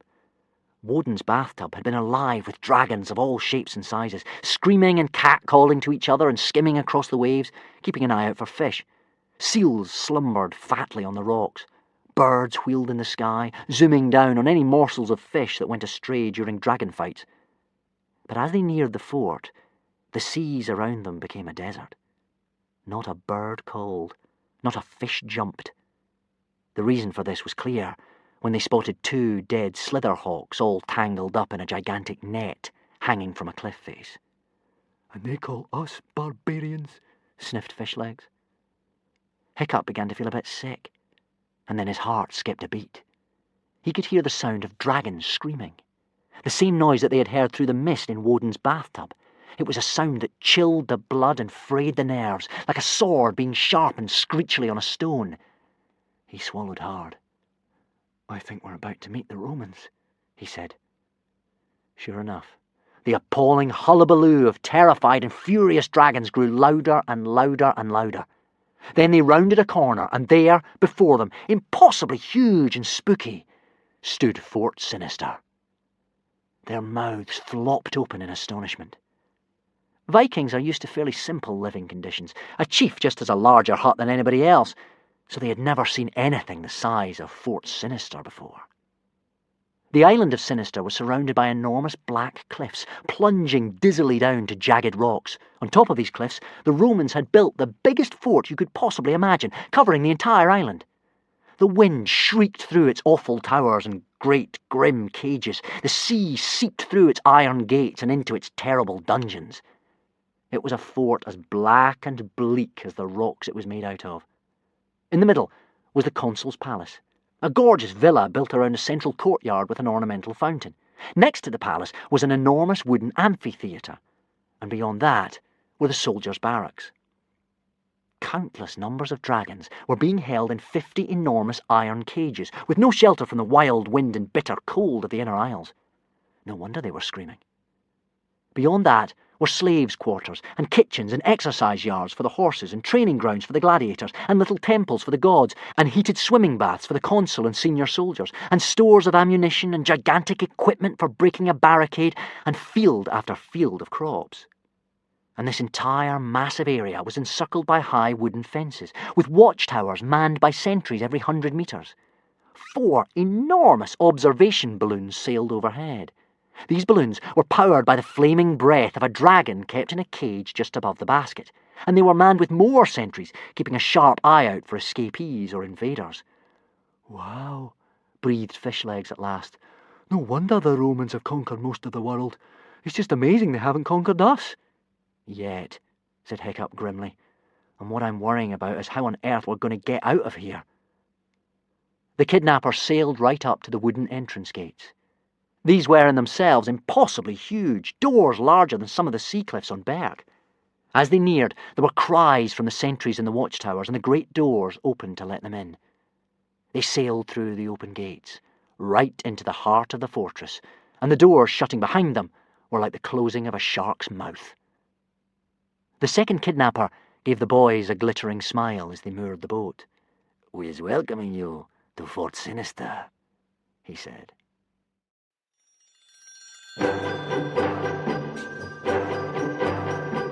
10. The secret identity of the Thin Prefect.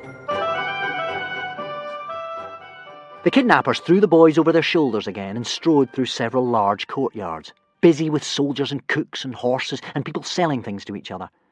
They walked up some steps and through a door into a brightly lit, gorgeously painted room. This was the consul's palace. Tapestries hung from the walls, couches were draped in silken covers, the mosaic floor was warm and toasty underfoot. The Romans certainly knew how to make themselves comfy. In one corner of the room, the fat consul was having his tonsils tickled with a feather, so he could vomit and fit in some more monstrous nightmare creme brulee for pudding. In another, the thin prefect was having his temples massaged.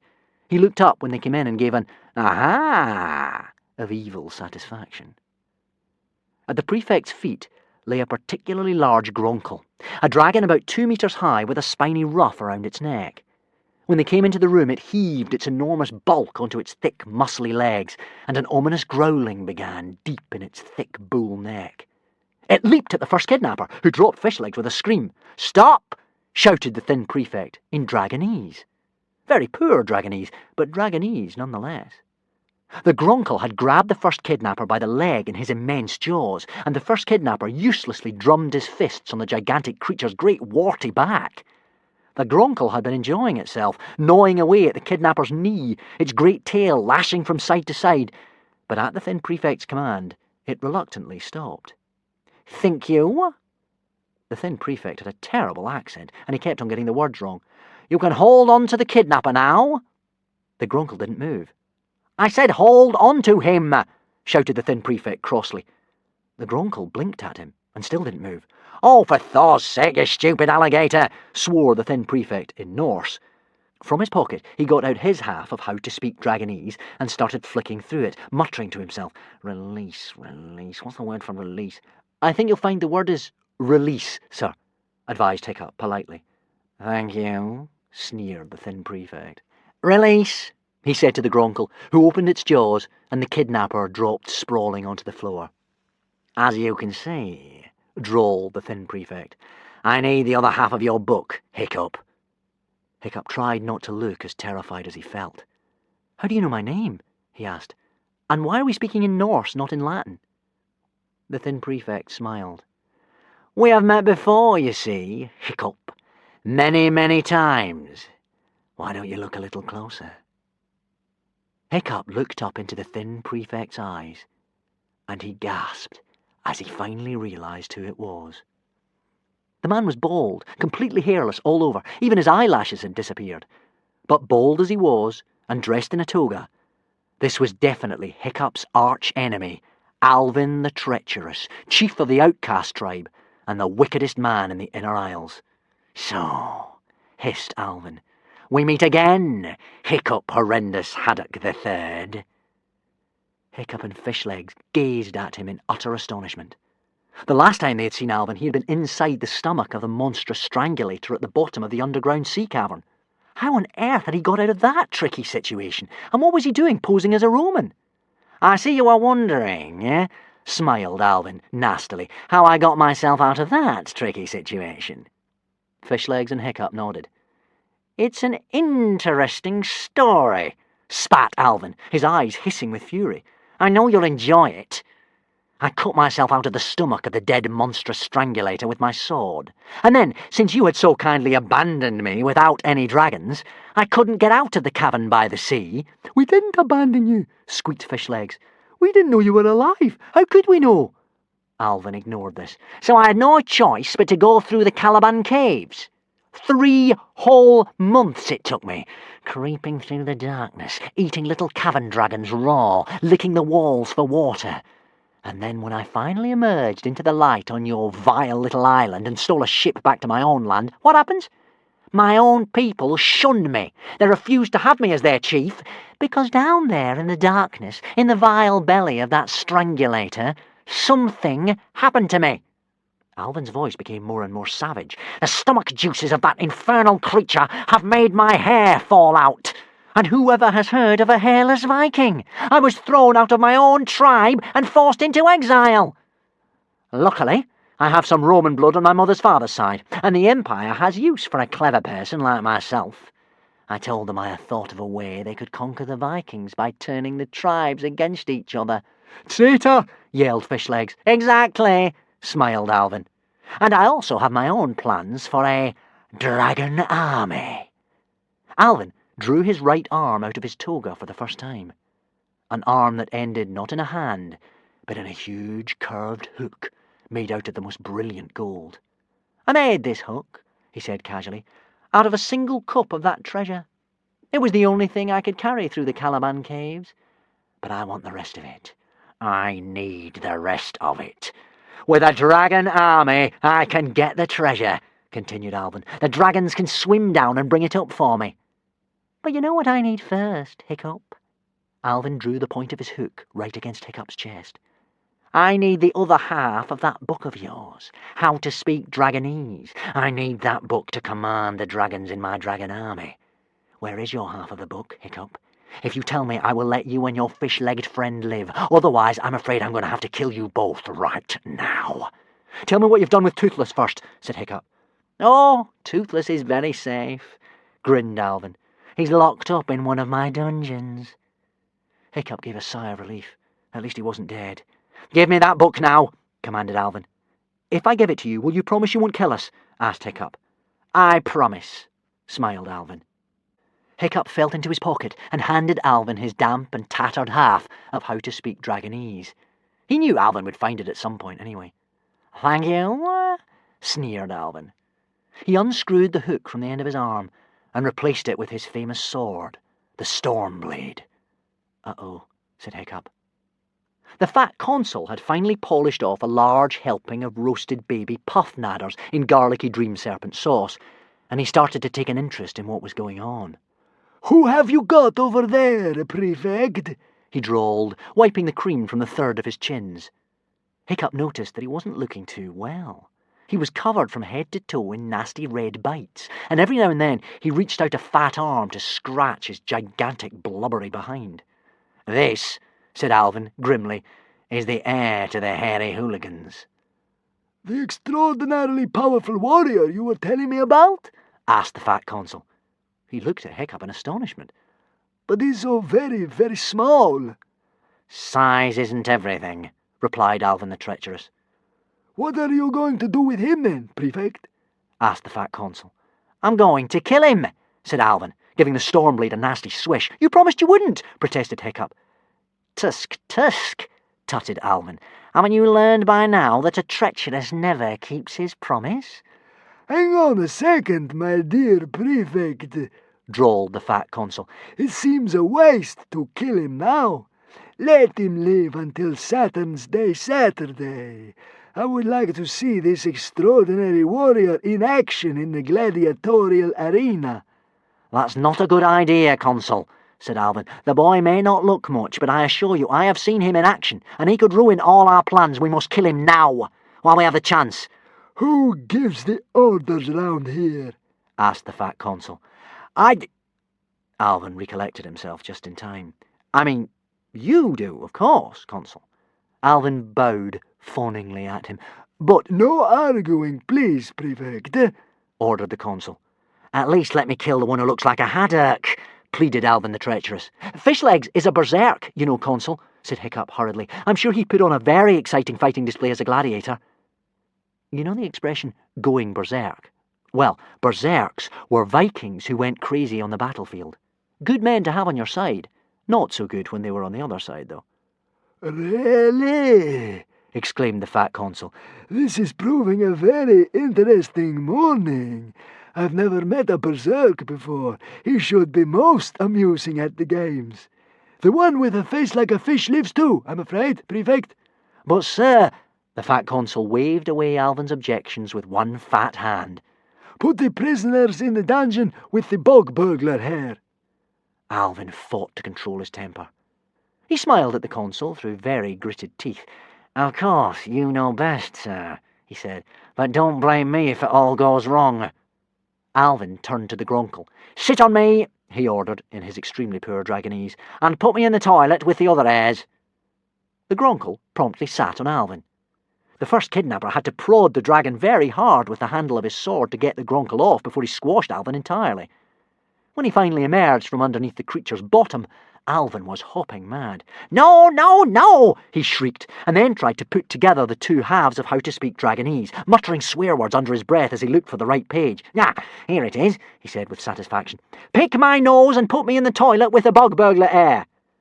The second kidnapper had to lash out furiously with his sword handle to prevent the Gronkel from picking Alvin's nose with his gigantic talons. And then the creature picked Alvin up and started trying to stuff him in the fat consul's gigantic toilet. "Carry on!" shrieked Alvin. "Can I help?" asked Hiccup. He talked to the Gronkel directly. "I think what the prefect is trying to say is, pick us up and put us in the tower with the bog burglar air."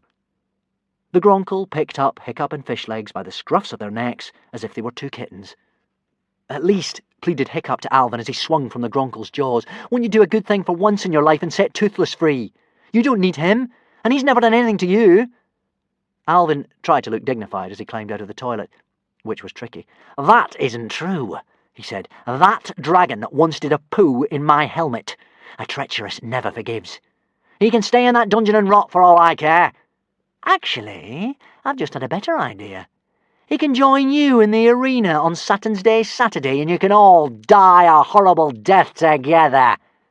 Alvin gave a gruesome smirk and waved his hand at the Gronkel. "Take them away," he ordered, for once getting the Dragonese right, and the Gronkel trotted off to the tower with the boys in his mouth, followed by the first kidnapper. The huge animal clattered up the wooden steps and stopped outside a large door. This was the door to the prison where Alvin was keeping the other heir. The first kidnapper opened it with a large key that was hanging from his belt. "Welcomes to your home for 3 weeks, please." He smirked unpleasantly. "Do much sword fightings. Roman gladiators are very, very good, methinkings." "At least we'll meet the heir to the bog burglars," said Hiccup to Fishlegs. "Maybe this whole mess is a chance to meet her and make some sort of peace between the hooligans and the bog burglars."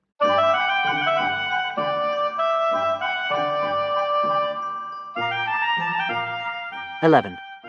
The Bog Burglar Heir." The Gronkel trotted into the room. It was a large, bare space with a table and a few chairs and some straw in the corner that served for beds. The windows were barred. The boys were clearly not going to have the same luxuries the Romans gave themselves. The Gronkel dropped Fishlegs and Hiccup on the floor and backed out of the room. "Making yourselves at home?" sneered the first kidnapper, and the door clanged shut. Standing in the middle of the room was a small girl with wild blonde hair and a ferocious expression. The girl drew her sword with a flourish. "Who are you? What are your names?" she demanded fiercely. "Who sent you? Where'd you come from?" "My name is Hiccup," stammered Hiccup, "and this is Fishlegs. We're hooligans." "I don't believe you!" yelled the little girl. "You're Roman spies! Draw your swords and fight like men, you Latin lowlives!" The boys looked at the furious little girl in amazement. Fishlegs began to laugh. He wasn't laughing 2 seconds later when the little girl cut the cord of his trousers and they fell down around his ankles. "Hey!" objected Fishlegs indignantly, hauling them up again. "What's what you're doing with that sword?"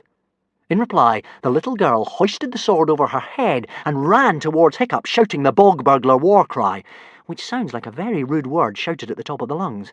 Hiccup drew his sword just in time to parry her lunge, and they began to fight. Last year, Hiccup had found out that he was left-handed. Since then, he had discovered he had a gift for sword fighting. It was the only thing on the pirate training program he was truly good at. He could beat even Oikish and Dog's Breath quite easily, and was having extra lessons with Gormless the Grim, the best sword fighter in the hooligan tribe. But this little girl was just as good at sword fighting as Hiccup. Her arm moved so quickly you could hardly see it. She turned cartwheels between moves, and she talked constantly throughout, which made it difficult to concentrate. "Fight, you nano-eating, locust-baking, toga-wearing Jupiter worshipper! Oh, you're actually quite good at this, for a boy. I've been getting so bored, you have no idea. Can we just have a quiet talk about this?" asked Hiccup breathlessly. "There really is no need for us to be fighting." But the little girl took absolutely no notice of him and carried on talking. "I see you know the Grimbeard's grapple, and the flashcut lunge, and the Deathwatch parry, and will you stop?" panted Hiccup, frantically parrying all of these moves and getting his sleeve cut off in the process. "My name really is Hiccup. I really am a hooligan." "I don't believe you," said the little girl. "You're a Roman spy. Admit it, or I will unzip you from your bread basket to your oyster gobbler." "Oh, your defence is a bit weak, you know. You really should work on that. Otherwise, a person could just nip through and—" She made a perfectly executed lunge, which Hiccup parried at the last minute, but which cut off his second sleeve. "Whoops!" crowed the little girl joyfully. "There goes the other one." "I am not a Roman," gasped Hiccup, his back against the wall. "Well, a hooligan isn't much better," said the little girl, pausing for a second, and then carrying on. "My mother says the only good hooligan is a dead hooligan." "That's funny," panted Hiccup, "because my father says that the only good bog burglar is a dead bog burglar. And the really amusing thing is, unless we join together in about 2 weeks' time, we are both going to be very good and very dead." "Oh, bother," sighed the girl, stopping at last. Now that she wasn't moving around so much, Hiccup could see that she really was quite a small girl, at least a head shorter than he was. "I was really looking forward to spilling some blood." She grinned at Hiccup. "You're not a bad sword fighter, actually. For a boy, of course." "Thanks," said Hiccup, still trying to catch his breath. The little girl stuck out her hand for a handshake. "My name's Kamikaze, the heir to the bog burglars. Nice to meet you. What are you doing here, anyway?" "We got kidnapped, just like you," replied Hiccup. "And we're also looking for a dragon that I've lost. He's about so high, green eyes, a commoner garden." "Oh, yes," said Kamikaze. "The soldier who brings the food told me about him. He bit the prefect on the nose when they brought him in." "Good old Toothless," said Hiccup. "The prefect really doesn't like him," said Kamikaze. "Yes, I know," said Hiccup. "Toothless once did a poo in his helmet, and a treacherous never forgives. They've put him in level 7, top security."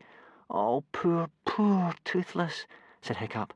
"I can't bear to think of him being trapped. He hates small spaces. He can't even go down rabbit holes, despite rabbit being his favourite food. He stays at the entrance, shrieking his head off." But at that very moment, the door to the prison cell opened again. It was a stout soldier carrying a small green ball in one hand. "Have I got a present for Hiccup Horrendous Haddock the Third from the prefect?" leered the soldier. He threw the ball roughly at Hiccup, and it struck him heavily in the stomach, winding him severely. The little ball unrolled itself with a furious "Do you mind?" and with a sudden burst of happiness, Hiccup realised who it was. "Toothless!" he exclaimed joyfully once he had got his breath back. "Toothless!" He bent down to pick up his dragon. The poor little animal had lost so much weight he was all skin and bones. Hiccup could feel his ribs sticking out, and his tail had gone all floppy and lost its pointy fork, which is what happens if a dragon is imprisoned or deeply unhappy. For a moment, Toothless pretended that he didn't care. "Yeah, yucky, put me down!" And then he put his little dragon arms around Hiccup's neck and hung on for dear life, whispering in Hiccup's ear so that only he could hear, over and over again, Thank you. Toothless would have died if he spent one more hour in that horrible place. Thank you."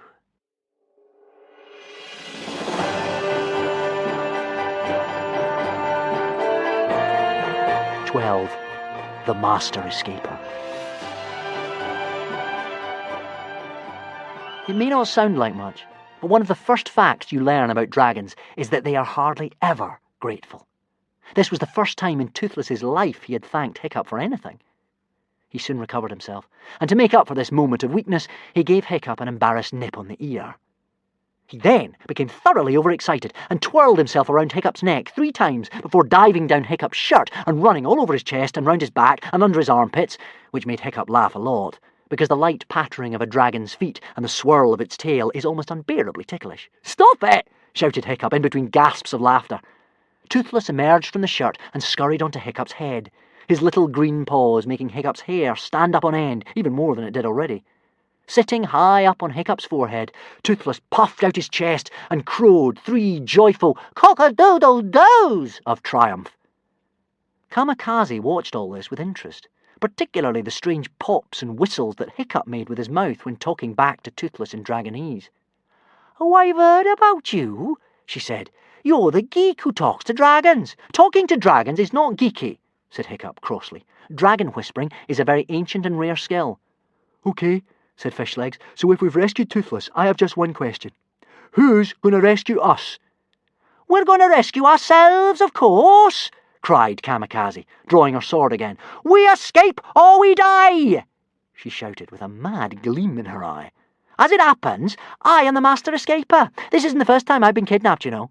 "The Master Escaper?" snorted Fishlegs. "You bog burglars are very pleased with yourself. Who's kidnapped you before?" "Oh, other Viking tribes mostly," replied Kamikaze carelessly. She hummed a little tune and happily swung her sword around her head. "The meatheads, the busy thugs. Us bog burglars are always quarrelling with everybody. We have anger issues. Anyway, I escaped from the busy thugs, no problem." "No problem," said Fishlegs. The busy thugs were supposed to be tough. "I think you'll have a problem escaping from a Roman fortress," said Hiccup, stroking Toothless, who was beginning to purr. "Roman fortresses are built to be impossible to get into and impossible to get out of. Have you noticed the 4 perimeter fences, the 4 observation balloons, the guards at every watchtower, not to mention the bars on this cell and the locked door? I don't think you've got a hope of escaping." Kamikaze smiled confidently. "Nothing is beyond the powers of a Master Escaper," she assured them. "You can't keep a bog burglar under lock and key. No prisons can hold us. We're as wriggly as eels." "So why are you still here then, if you're such a great escaper?" said Fishlegs. "I suggest that we wait for my father to send a war party to rescue us," said Hiccup. "He didn't send a war party to rescue Toothless," Fishlegs pointed out. "Yes, but I nearly persuaded him to," replied Hiccup eagerly. "I think I really got through to him. And I am his son, after all, and not just a dragon." Toothless gave him a reproachful bite. "He'll come, I know he will," said Hiccup. "I think I'll just sit here and wait for him." And Hiccup sat down on a stool by the barred window that looked out over the sea in the direction of Berk. It was raining, a dull, never-ending sort of rain that would have you soaking wet in 2 seconds if you went out in it. He will come, I'm telling you. But Hiccup was anxious. His father had been so disappointed with Hiccup's report. Maybe his father thought that Snotlout, who always got 10 out of 10 in everything, would make a better heir than Hiccup. Maybe his father was relieved Hiccup had gone. Maybe, just maybe, his father wasn't coming at all.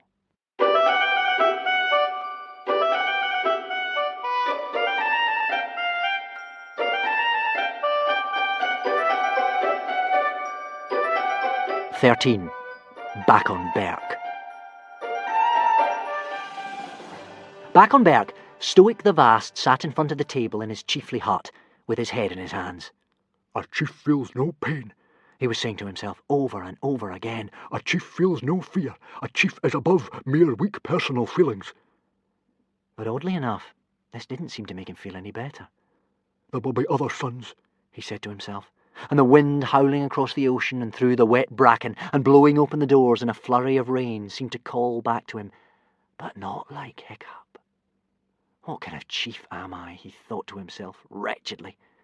Grimbeard the Ghastly would never have hesitated like this. Grimbeard the Ghastly would know it was the bog burglar's fault yet again. He'd have been over there bashing those bog burglars all the way to Valhalla by now. But then he caught sight of the Roman helmet, and doubts started to creep in. Could it possibly be that Hiccup was right, and the Romans had found their way into the inner isles and were trying to make trouble? Sighing, he picked up the piece of paper sitting on the table in front of him. On it, he had written, "Plan A, sail to the land of the bog burglars and start bashing everybody." He picked up the quill, dipped it in the ink, and wrote, "Plan B, send a war party to look for a Roman fort." But which was the right thing to do? Being a chief was a lonely business.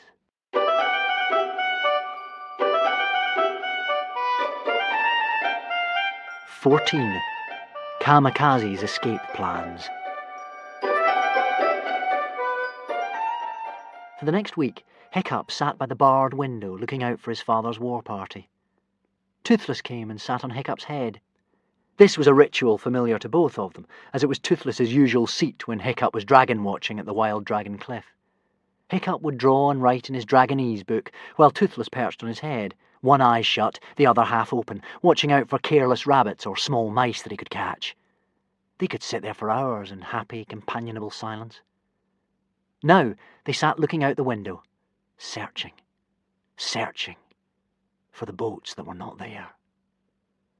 They were being held in a barred tower room high in the air. The one good thing about being held prisoner was that they didn't have to go outside, because outside it was raining. Not your ordinary, average kind of spitty little rain, but rain such as you only really get in the barbaric archipelago. One of the wettest places on this good green earth. For the whole week it rained as if the sky above was one big, endless bucket of water, pouring down without stopping on the poor souls beneath. The Romans are excellent travellers, but they are not used to this kind of weather. Nobody is. Hiccup watched with interest from his tower window high above as the soldiers' training grounds turned into one big puddly mess of black mud. The consul's heated swimming baths overflowed into the horses' exercise yards. The kitchens were knee-deep in water. Even the tower itself seemed to sink a few centimetres as its foundations softened and oozed. The one good thing about the rain was that it silenced the screeching dragons being held prisoner in the giant cages down below. The dragons tend to sleep through rain. Their skin is waterproof, so they put up their wings like umbrellas and sleep underneath them. Inside the tower room, although it was bare, it was at least dry. The young Vikings were allowed to keep their swords and shields to practice for their appearance in the arena on Saturn's Day Saturday. A soldier brought them food every day. There was lots of it, although it was all a bit too rich for Hiccup's liking. Pigs stuffed with dormice, stuffed with baby frogs carbonara and oysters fried in cream is a bit of an acquired taste. They all refused to eat it when it was fried dragon pie or commoner gardens in batter. Toothless hardly ate at all. Hiccup tried to persuade him, but Toothless put his nose up. "Roman food yucky," he said. "Too much garlic. Want some good fish. Want mackerel." Kamikaze carried on with her escape plans. They were all completely crazy. For the first one, she persuaded Hiccup and Fishlegs to help her knit their waistcoats into 2 ropes, and she attached one end of a rope to a fish head and the other one to one of the bars in the window. She then spent 3 nights in a row throwing the fish head out of the window, hoping for a passing dragon to catch it. Finally, her patience was rewarded when it was snapped up by a hungry gronkel who flew off with it, the rope pulling out the bar in the window before it snapped. Kamikaze squirmed out the window and down the rope, which dangled 20 metres above the ground. She held on for as long as she could, but eventually had to let go and landed on a fat soldier playing dice under an umbrella with a dozen fellow soldiers below. They were then moved to another, supposedly more secure cell on the ground floor. Kamikaze wasn't about to give up with this little setback, though. She spent 4 days tunnelling her way out of their new prison with Hiccup's helmet. Unfortunately, the tunnel came out right slap bang in the middle of the consul's bathroom. A naked fat consul screeched for reinforcements, and they were moved back to the tower room again, where the window had been repaired. Her third plan was the craziest of all. She ambushed the soldier who brought them their food every day, knocking him out with his own food tray. She was planning to wear his clothes to pass herself off as a soldier. "It'll never work," said Hiccup. "You'll get caught. You're a girl, for starters, and you're only 4 foot high. There are no 4 foot high soldiers. They don't let them in the army."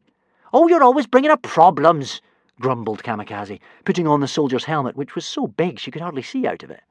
"And let's face it, they're going to be really cross you knocked out one of their men," Hiccup pointed out, looking at the soldier slumbering peacefully in his Roman underwear on the floor. "Why don't you face it?" snapped Kamikaze. "Look at you, staring out the window all day long. Your father is never going to come." Hiccup flinched. "He'll come," he said defiantly. Kamikaze had to turn up the sleeves of the soldier's shirt 4 times. The tunic trailed some way along the ground behind her. She looked like a very small military person in a wedding dress. "The great Kamikaze will be back home, guys, while you are facing those gladiators on Saturn's Day Saturday." She took 3 steps and fell flat on her face. The boys tried very hard not to laugh. With great dignity, Kamikaze got back on her feet again. She picked up the front of the tunic like she really was a bride. "You can't keep a bog burglar under lock and key," she said, taking the keys from the tunic pocket and unlocking the cell door. With a final bustle of skirts, she was gone. Hiccup looked out the window again. "He'll come," said Hiccup. The rain was being blown through the window at such a rate that he had been driven from his usual post, but now he peered through the bars, seeking for the sails that were not there. There was only rain and more rain, pouring down relentlessly on the ocean, drumming on the rocks, sogging up the heather, and filling the pockets of the poor sentries as they stood, sandals full of mud, dreaming of Roman sunshine.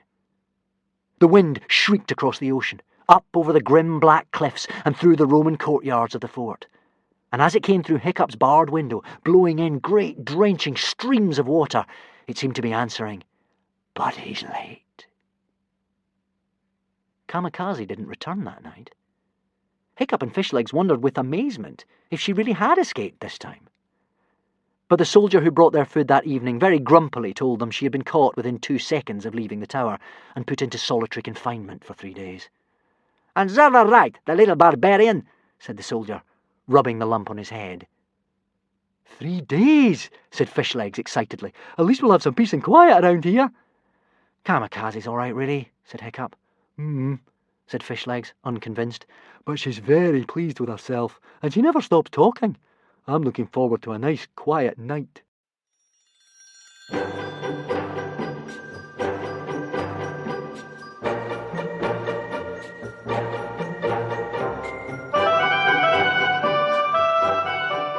"15.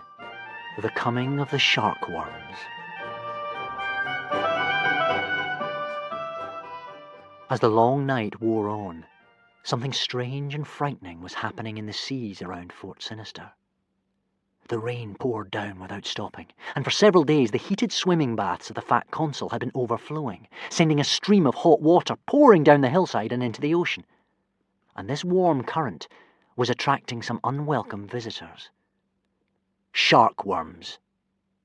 From far and wide the shark-worms came, terrible creatures, half out of nightmares, but only too true, I'm afraid.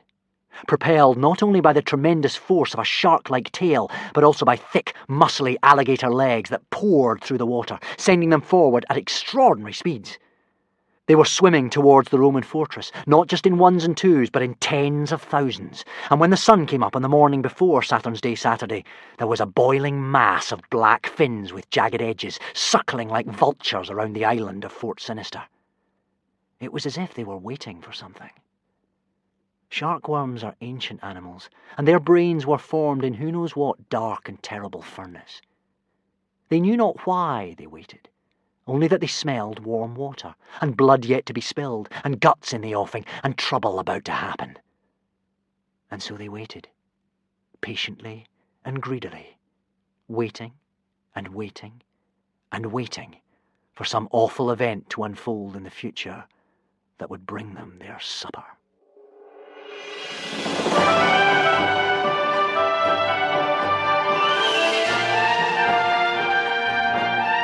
"16. The Cunning but Desperate Plan." Kamikaze returned the day before Saturn's Day Saturday. She was not as cheerful as usual. She drooped around the cell, sighing. Even Fishlegs was worried. Kamikaze came and sat next to Hiccup, beside the barred window. "Maybe," she said sadly, "maybe you can keep a bog burglar under lock and key. I don't understand it. I'm the master escaper. No prison can hold me." "The Romans make good prisons," replied Hiccup. "The only good Roman is a dead Roman," said Kamikaze. Hiccup sighed. "That isn't true. I'm sure there are loads of good Romans. But all the good Romans are probably quietly minding their own business back in Rome. Anyway, Alvin isn't a Roman. He's a Viking just like us." "Your father really isn't going to send a war party, you know, Hiccup," said Kamikaze gently. Hiccup looked out the window. Kamikaze was right. His father wasn't coming. Maybe he thought that Hiccup wasn't worth it. "Okay," said Hiccup, trying to keep them from despairing. "I think it's time we made another plan." "I know what we do," cried Kamikaze, drawing her sword with her old swagger back again. "We practice our sword fighting. We die, yes, but we die in style." "No," said Hiccup. "But you're a great sword fighter." "For a boy, of course," said Kamikaze, disappointed. "I only sword fight when there's a point to it," said Hiccup. "No, this is the plan. I have this dragon called Zigarastica who owes me a favour." "Ooh, Zigarastica, he sounds scary, said Kamikaze. Do you think he can help us? I don't know, Hiccup admitted. Hiccup felt a bit silly shouting to someone who wasn't in the room, but he did so nonetheless, calling Zigarastica 3 times at the top of his voice. How is this dragon going to get in here when we can't get out? Asked Kamikaze. You'll see, said Hiccup. Nothing happened for about 3 hours. Hiccup wasn't really expecting this plan to work in his heart of hearts. He was just trying to cheer Kamikaze up. But then there was a faint rustling noise, and the tiny black and red dragon squeezed through the double bars and fluttered around the room. Don't tell me, said Kamikaze. Please don't tell me that this is the dragon who owes you the favour. Yup, said Hiccup in astonishment. That's definitely him. How amazing that he came when I called. This dragon, said Fishlegs, is even smaller than Toothless. That's really going to help us, isn't it? The entire Roman army is going to be shivering in its shoes when it sets eyes on a dragon the size of a bumblebee. How can a dragon not much larger than a beetle help us fight a whole Roman legion? What were you expecting? Asked Hiccup. A sea dragonus giganticus maximus? Hang on, Toothless, what are you doing? Toothless was stalking Zigarastica like a cat following a mouse. Toothless, stop! Yelled Hiccup. You mustn't eat him. He's our only chance of getting out of here alive. But Toothless hadn't had the pleasure of hunting for a couple of weeks now. He chased a shrieking Zigarastica all around the room until he finally trapped him in a corner of the ceiling and closed his jaws around him. Toothless hovered just out of reach, one cheek bulging and Zigarastica's furiously swinging tail trailing out of his mouth. "Spit him out!" howled Hiccup, frantically jumping up and trying to grab Toothless by the tail. "I mean it, Toothless, this is not a game. Our lives depend on that nano-dragon." Toothless shot him a naughty look and dodged to the other corner of the room. The others joined in the chase, leaping after Toothless as he swooped from one side of the ceiling to another, squealing with delight. Kamikaze climbed onto Fishleg's shoulders, while Hiccup got on a chair and tried to sweep Toothless in her direction with a broom. Unfortunately, Hiccup missed, and the brush cannoned into Kamikaze and Fishlegs, who then knocked over the chair Hiccup was standing on, and they all landed in a heap on the floor. Toothless somersaulted across the ceiling in his glee. He laughed so hard he nearly dropped Zigarastica. He hadn't had so much fun in ages. "Okay," said Hiccup under his breath to the other two. "I've got a new tactic here." "We don't have time for this nonsense," Hiccup said loudly. "Just ignore Toothless and everybody gather round me while I tell you our plan." "Oh, I get it," said Fishlegs. Fishlegs and Kamikaze got into a huddle around Hiccup, who started whispering loudly. Toothless remained on the ceiling, making rude raspberry noises. Nobody paid him any attention. Eventually, Toothless's curiosity got the better of him, and he flapped down to see if he could hear what was being said. And Kamikaze leaped out of the huddle and grabbed him. "Ha!" said Hiccup triumphantly, looking sternly down on the struggling little dragon. "Now, Toothless, drop it." Toothless crossed his eyes and made a gulping noise with his throat, as if he was swallowing. "Arg!" screamed Hiccup. Toothless spat Zigarastica onto the floor. "Only joking," he said. Zigarastica was furious. Hiccup put him carefully on the table, and for 5 minutes he refused to say anything at all, concentrating on shaking out his wings and removing Toothless's saliva. "I am so sorry about Toothless, Your Highness," said Hiccup, thinking that a little flattery might be necessary. Zigarastica's voice was icy. "If I didn't owe you a favour, oh boy with legs like a heron," he spat, "that dragon would be history." Toothless laughed scornfully. "What you gotta do, tough guy? Tickle Toothless to death?" "Shut up, Toothless," said Hiccup. "Thank you for coming, Zigarastica, and for looking so very, very handsome as well, if I may say so. You have such kingly legs." Zigarastica looked slightly less cross. He admired his own royal knees with approval. "And your wings, the finest I have ever seen. I'll explain what I would like your Highness to do."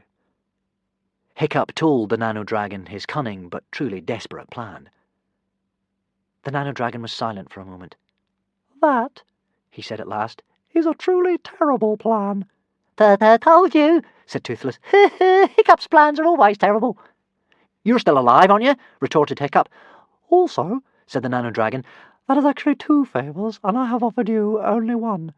"Think how cross the fat consul will be," pleaded Hiccup. The nano-dragon thought about that.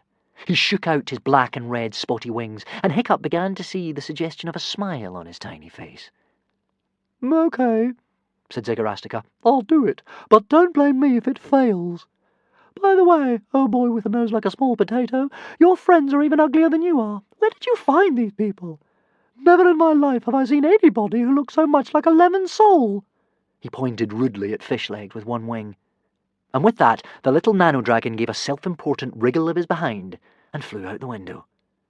"Did he agree to carry out your plan?" asked Kamikaze. Hiccup nodded, trying to look confident to keep everybody's hopes up. "The thing is," he said, "I don't think in this kind of weather they'll be able to hold those games tomorrow anyway. I've seen the arena from the window, and it's knee-deep in water. The ground is far too wet and slippy for gladiatorial combat. With any luck, the rain will make them cancel the whole thing."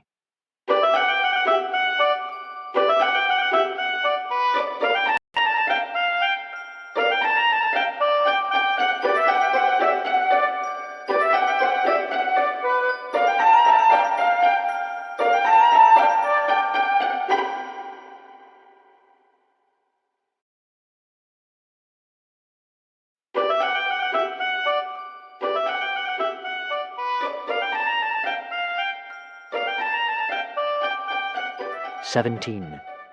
The Circus on Saturn's Day Saturday."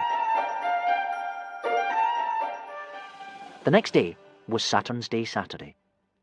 For the first time in a week, the wind dropped and the clouds cleared. It was a glorious day for a celebration. The sky a bright blue with not a breath of rain. From about 10 o'clock in the morning, Hiccup watched the stadium being prepared for the circus.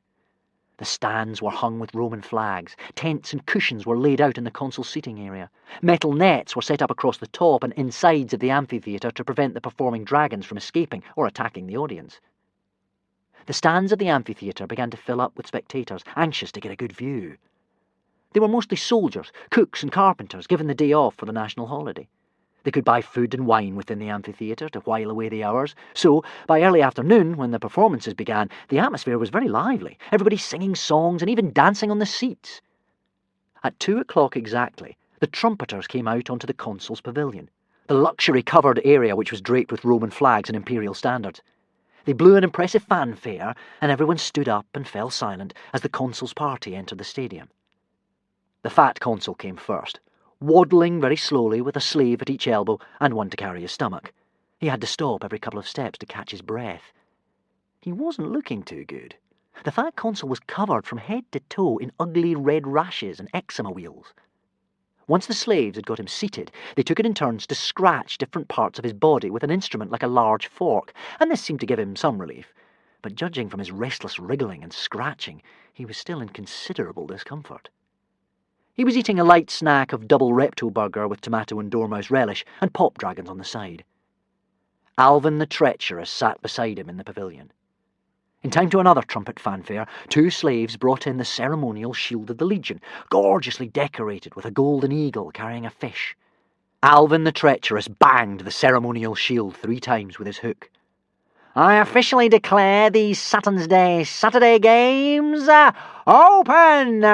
shouted Alvin the Treacherous. "Friends and fellow Romans, watch our circus and marvel at the glory of the Roman Empire.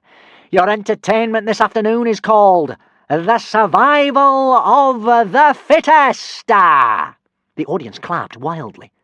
300 beautiful doves, dyed every colour of the rainbow, were released into the arena. The doves fluttered through the stadium, cooing at each other. Suddenly, the barred gates opened, and the coos of the doves turned to cries of alarm.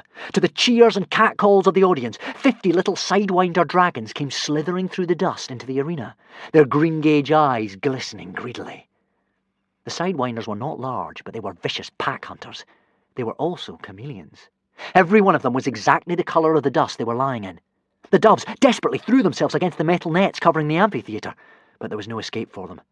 The sidewinders crept into the air like an army of cats stalking sparrows. As they rose up, they gradually turned as pale blue as the sky above them, and the doves flew desperately hither and thither in confusion until the leader of the sidewinders gave the signal to attack. Less than 60 seconds later, the air was filled with blood and multicoloured feathers, and there was not a dove left alive in that stadium. The sidewinders celebrated by turning the colour of the dove they had just eaten. They made a glorious multicoloured sight, swooping and shrieking through the air in victory rolls, singing a song of praise and thanks for the meal they had been given. And then the barred gates opened again.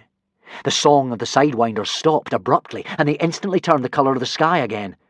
Now it was they who were throwing themselves at the metal nets above them and finding they were trapped.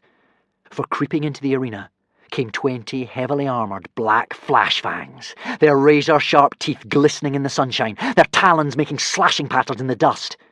The audience laughed cruelly at the fear of the sidewinders, who seconds ago were the hunters and had now become the prey.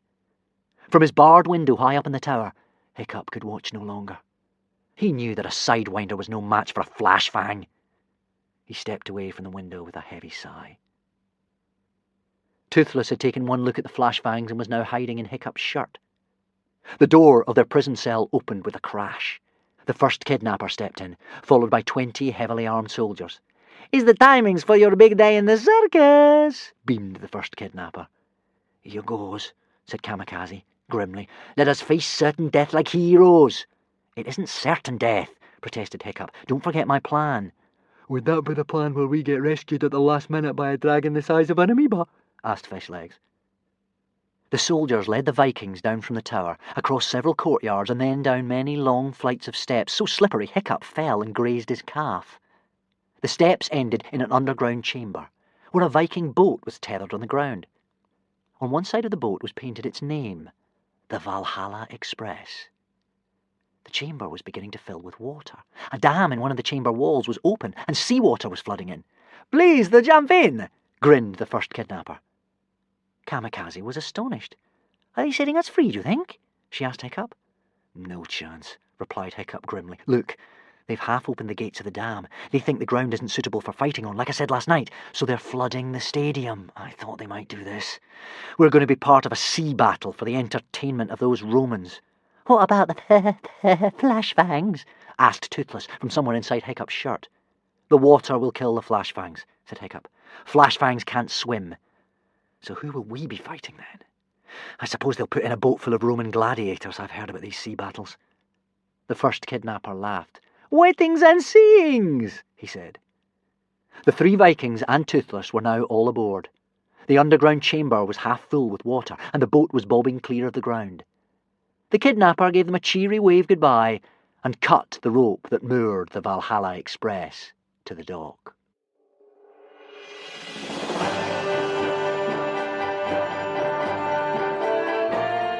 (18) The Valhalla Express.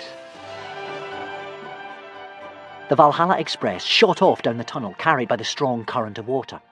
The tunnel ended in a gate that led into the stadium. The gate was open, and the Valhalla Express sailed into the central arena, now filled with 3 meters of water. Massive cheers rocked the stadium. "Friends and fellow Romans," yelled Alvin the Treacherous from the consul's pavilion, "I give you the Valhalla Express, the heirs of the local Viking tribes and their pathetic champion dragon Toothless, who will forever regret the poo he did in my helmet." Always delighted to be the centre of attention, Toothless crept out from Hiccup's shirt. He bowed from side to side and performed a couple of somersaults to huge cheering from the crowd. He had no idea. They were laughing at how small he was, and he puffed out his little chest and threw out a few flames in his rooster cry of self-congratulation. "Now why," said Hiccup, frowning to himself as he trailed one hand in the water, "why is this water so warm? I suppose it's from the consul's swimming pool." Kamikaze drew her sword, invincible, with a flourish. "Laugh at us, would you Latin cowards?" she cried. "Come down here if you dare, and we'll see who's laughing then, shall we, you dragon-eating, lily-livered babies?" The crowd positively screamed with laughter at this. "Look," they cried, slapping each other on the back and sending their dragon's toes popcorn flying. "It's a little girl Viking! The Vikings are so weak they have girls for heirs! This is too funny for words!" Kamikaze couldn't understand Latin, but she could guess what they were saying. She turned as red as a lobster and yelled at the top of her voice, "I'll kill a lot of you! I'll unzip you from your bread baskets to your food garglers! Come down and see how a girl fights if you dare!" The crowd only laughed the louder. "Let's get on with it, Alvin," Hiccup called out. "Bring out your gladiators and we'll do our best." "Yes, Do get on with it, prefect, yawned the fat consul. I want to see the little berserk go berserk, and this famous warrior in action. Hiccup horrendous haddock the third, shouted Alvin. Prepare to meet your doom. Soldiers, open the tunnel! With a creak, the portcullis covering a tunnel to their left began to slide upward.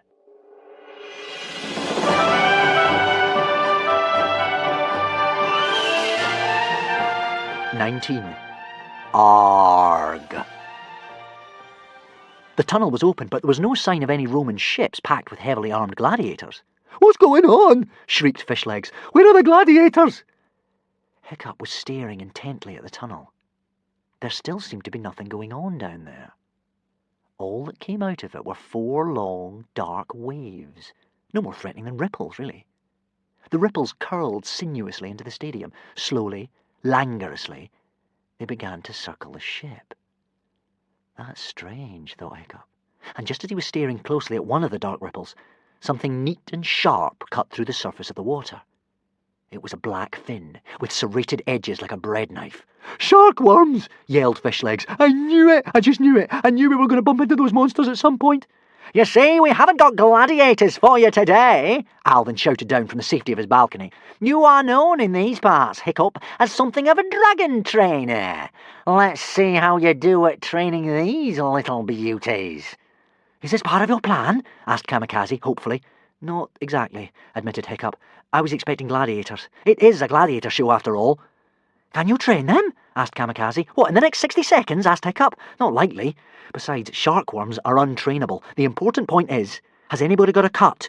You have, Fishlegs pointed out. You fell over on the steps, remember? Great, said Hiccup, glancing at the long graze on his shin. Our lucky day. So, there's only one thing to do. Nobody panic, and I'll call for Zigarastica! Nothing happened. The ripples had now turned into 4 sharkworm fins, and they were circling nearer and nearer, closing in on the boat. Zigarastica! Screamed the Vikings all at once. There was a streak of black and red, and the tiny nano-dragon appeared out of nowhere and landed on Kamikaze's head. You called? Said Zigarastica. About time too, said Hiccup. How's the plan going? It's a terrible plan, said Zigarastica, but so far the plan is going to plan, so to speak. Everybody else, leave me, urged Hiccup. Roll me into that barrel over there and throw me over the side. What about the plan? Asked Fishlegs. This is the plan, Hiccup replied. Oh, I see, said Fishlegs. When you said desperate plan, you meant really desperate. That barrel won't protect you from the sharkworms, protested Kamikaze. Will you stop arguing and just do what I ask? Raged Hiccup. We're running out of time. Those sharkworms are going to climb on board any minute. It's me and my cut that they're really after. The sharkworms were indeed circling the boat in tighter and tighter circles. Fishlegs could have reached out and touched one of the fins. Fishlegs and Kamikaze stuffed Hiccup into the barrel, and Zigarastica flew in with them. They then hesitated. Are you quite sure you want us to throw you over the side? Asked Fishlegs, looking in absolute terror at the fins slicing through the water. Quite sure, came Hiccup's voice from the barrel, rather muffled. With the sharkworms? Asked Kamikaze. Just do it, will you? Yelled Hiccup. Kamikaze and Fishlegs reluctantly rolled the barrel over to the edge of the boat, heaved it up between them, and dropped it over the side to the gasps of the watching audience. Bravo! The spectators cried, for the Romans admired bravery, even in a barbarian. It's such a shame, whispered Kamikaze. He was quite nice, for a boy, of course. The barrel bobbed merrily in the water. Almost instantly, the sharkworms stopped following the boat and turned their attentions to the barrel. To start with, they circled it in a leisurely way, almost as if they were sniffing it out. And then they began to move faster and faster around it, coming in closer and closer with more and more intent. Oh, Hiccup, moaned Toothless, fluttering overhead with his wings over his eyes. I hope this is a really good plan. Inside the barrel, Hiccup was hoping the very same thing. He was sitting up to his waist in water, unable to see out of the wooden walls of the barrel. The water was vibrating, and the barrel was rocking from the wake of the sharkworms' tails as they passed it. He was regretting this stupid plan already. He couldn't see or hear anything but the horribly fast beating of his heart. And then the water in his barrel began to vibrate. That's the sound of the sharkworms calling to each other, thought Hiccup to himself, shivering uncontrollably. Crash! The barrel rocked crazily from side to side, and Hiccup put both hands out to try to right it, frantically trying to see where the danger was coming from.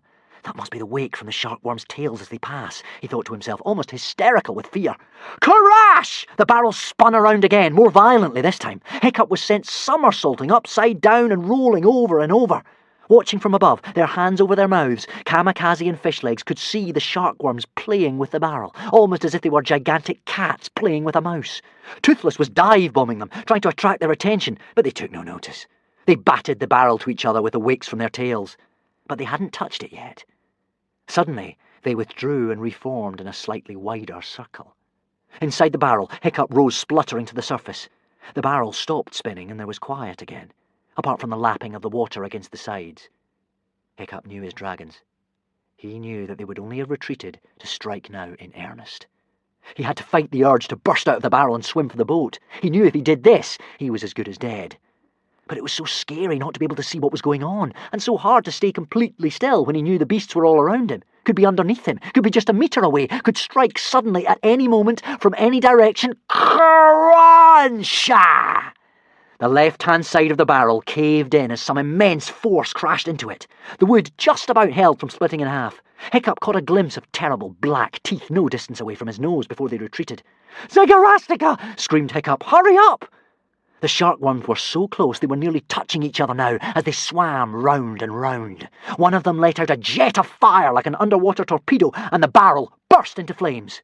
"And now, my clever friend," said Alvin, watching the floating, flaming barrel with the 4 shark-worm predators surrounding it. "O defeater of the sea dragoness Giganticus Maximus and the mighty monstrous strangulator, let's see you get out of this situation.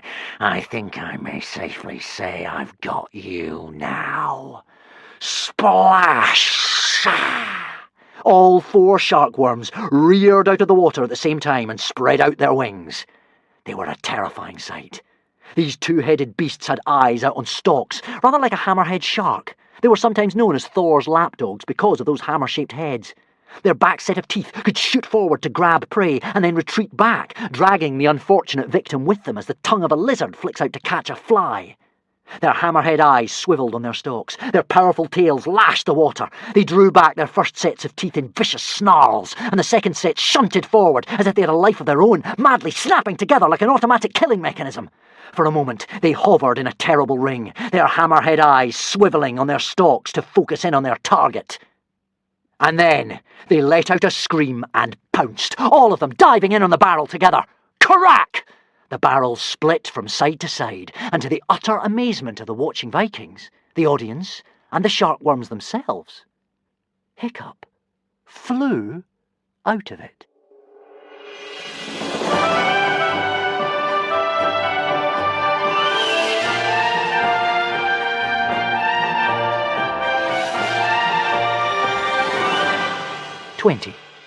Hiccup, the god. The Romans flocked to the circuses in their thousands to be entertained. They expected a glorious theatrical experience, blood, guts, heroism, feats of astonishing physical prowess. They were certainly getting their money's worth now. This was a sight no one had ever seen before. A flying boy. The crowd leaped to their feet amazed. Fishlegs nearly fell out of the boat, and slowly, majestically, Hiccup rose up through the rain with his arms spread out wide, as if held up by magical forces. "Brilliant," whispered Kamikaze. "I don't know how he's doing it, but it's brilliant." Hiccup rose and rose up to the metal ceiling of the amphitheatre, the netting that the sharp teeth of the flash fangs had failed to bite through in their terror. At a single stroke of Hiccup's hand, the netting split in two. He burst through and hung in the air, every awestruck eye upon him. The fat consul fell to his knees. Even Alvin's jaw dropped. "My name," boomed Hiccup, in a voice he had never used before, "my name is Thor the Thunderer, ancient god of the Viking tribes." The crowd gasped. "Well may you tremble," bellowed Hiccup, "for you Romans have invaded sacred Viking territories and made me mad." "We're very, very sorry," stammered the fat consul. "For this," boomed Hiccup solemnly, "I have sent a plague upon you as their leader." The consul scratched himself miserably. "And I shall plague you forever unless you promise to go from here and never return." We promise, said the consul. Here, he sobbed, I offer you my shield, O mighty one, as a sign of your protection from the Romans. Never again shall we come this far north. I will take your shield as a sign of your promise, cried Hiccup, and also the book your servant stole from me. Oh, and one more thing. Anything, anything, pleaded the consul. I expect you to be a strict vegetarian for the rest of your life. The godlike Hiccup flew towards the consul's balcony. Still on his knees, the consul offered him the rectangular Roman shield. Alvin put his trembling hand into his breast pocket and found the tattered copy of How to Speak Dragonese, the two halves sewn together carefully with golden Roman thread. He fumbled to get rid of the booby trap he had placed inside the book, for Alvin was a careful man. He had slipped something very nasty indeed between the pages, a nano-dragon called the venomous vorpant, so that anybody who tried to steal the book would get a horrible shock. But one does not booby-trap a god, and Alvin was desperately trying to shake out the poisonous nano-dragon when he caught a close-up sight of the shirt Hiccup was wearing. "Hang on a second," said Alvin, but it was too late. Hiccup snatched the book from him, still with the venomous vorpant inside it, please note, and rose swiftly into the air. He held the shield victoriously above his head and made his final speech. "I hold the shield as a sign of your promise, but if you ever break that promise, you can tell your Caesar that the force of my anger shall reach into the heart of the empire, and Rome herself will be swept away by the deluge." Hiccup pointed his sword at the dam. Right on cue, a couple of cracks appeared, and the dam split in half, and numberless tons of seawater burst into the stadium.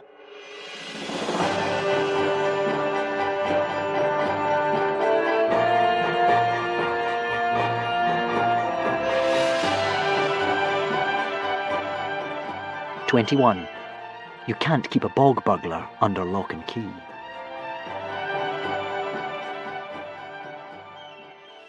The spell that Hiccup had cast on the audience was instantly broken. It was as if they'd been sleeping and had suddenly woken up to the reality that they were about to be swept away by the flood. Furthermore, everyone had forgotten about the shark worms. The metal netting that should have protected the audience had been broken by Hiccup. The shark worms were back in the water again, and they were already nearly able to reach the wooden seating. The audience screamed in terror as one of the shark worms leaped upward and was almost among them. It lost its grip on the slippery edge and fell back into the water, but the water was rising so quickly it was clearly only a matter of time before it succeeded in getting up to their level. Suddenly, the afternoon's entertainment of survival of the fittest had taken an interesting twist. The audience, who had laughed so heartily at the tables being turned on the greedy flashfangs, didn't seem so amused to find they themselves had become the prey. They stormed towards the entrance, shoving each other out of the way and screaming for the doors to be opened. The pressure of the water on the doors caused them to open anyway. They burst apart, and the water poured out and down the hillside. Fishlegs and Kamikaze turned their attention to steering the boat. The flying Hiccup descended and landed beside them on the deck. Toothless appeared from nowhere and perched on his shoulder. "I am lost for words," said Kamikaze. "How did you do it?" Hiccup pointed to his shirt. "Look a little closer," he said. The Vikings craned forward. Hiccup's shirt seemed to have changed colour. Indeed, when they looked closer still, it seemed not to be a shirt at all. It was made up of millions and millions of tiny winged creatures, all practically invisible to the naked eye, and all clinging to Hiccup's clothing underneath. This was what had caused Hiccup to fly. The numberless armies of Zygarastica. The little nano-dragon himself flew out from his position of command on Hiccup's chest to bow to the Vikings. "This terrible, terrible plan," announced Zygarastica joyfully, "has worked beautifully. I, Zygarastica the Mighty, have made it do this. How wonderful I am! How glorious is my empire! How numerous and powerful are my peoples!" "We were lucky too," grinned Hiccup. "I am almost sorry to leave you, oh boy with no muscles at all," said Zygarastica sorrowfully. "But we are quits now. I have saved your life in exchange for you saving mine, and you are still a stinking human after all." "Thanks," said Hiccup. "But this has been a great day for the little creatures of the world." Zygarastica gave a single command, and the nano-dragons instantly rose in a grey mass, like a small thundercloud, and disappeared into the sky. As they rose, they sang a song that the Romans would have been wise to listen to, but they were too busy panicking. A warning to emperors. "Watch out, Oh, Romans, with your empires and your stinking breath, watch out for the smaller things of this world, for we are going to get you one day. You live your lives up in the skies, building your aqueducts and your colosseums, and you never think of us, ticking away in the grasses.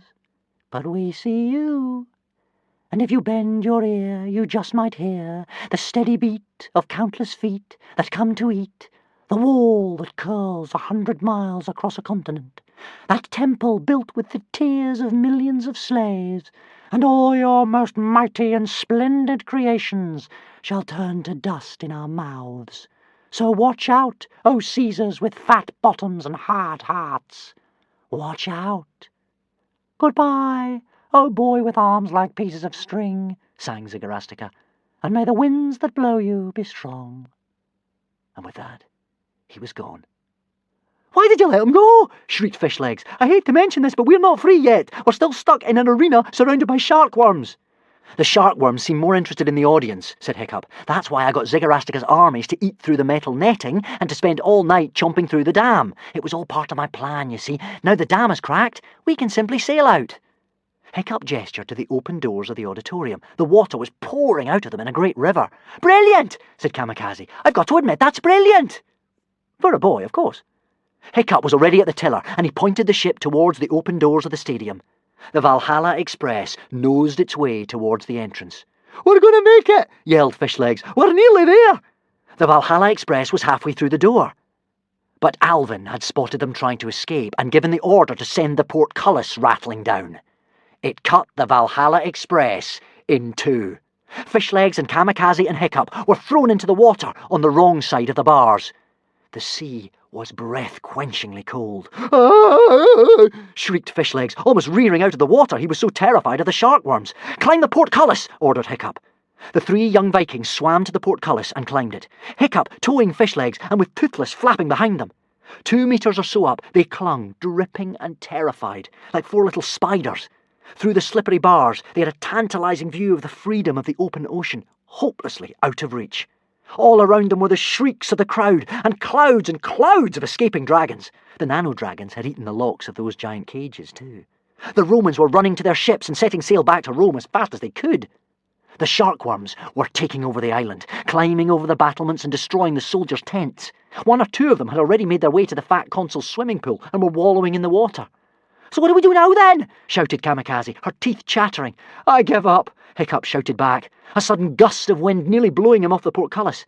His fingers were so frozen he wasn't sure how much longer he could hold on. This isn't part of my plan. What more do you want of me? It's all up to you now. You're the master escaper, aren't you? You're the great Kamikaze, no prison can hold you. "The great Kamikaze will get us out of here," shouted Kamikaze, "if you admit that girls are way, way better than boys and always have been." Dream on, sunshine, grinned Hiccup.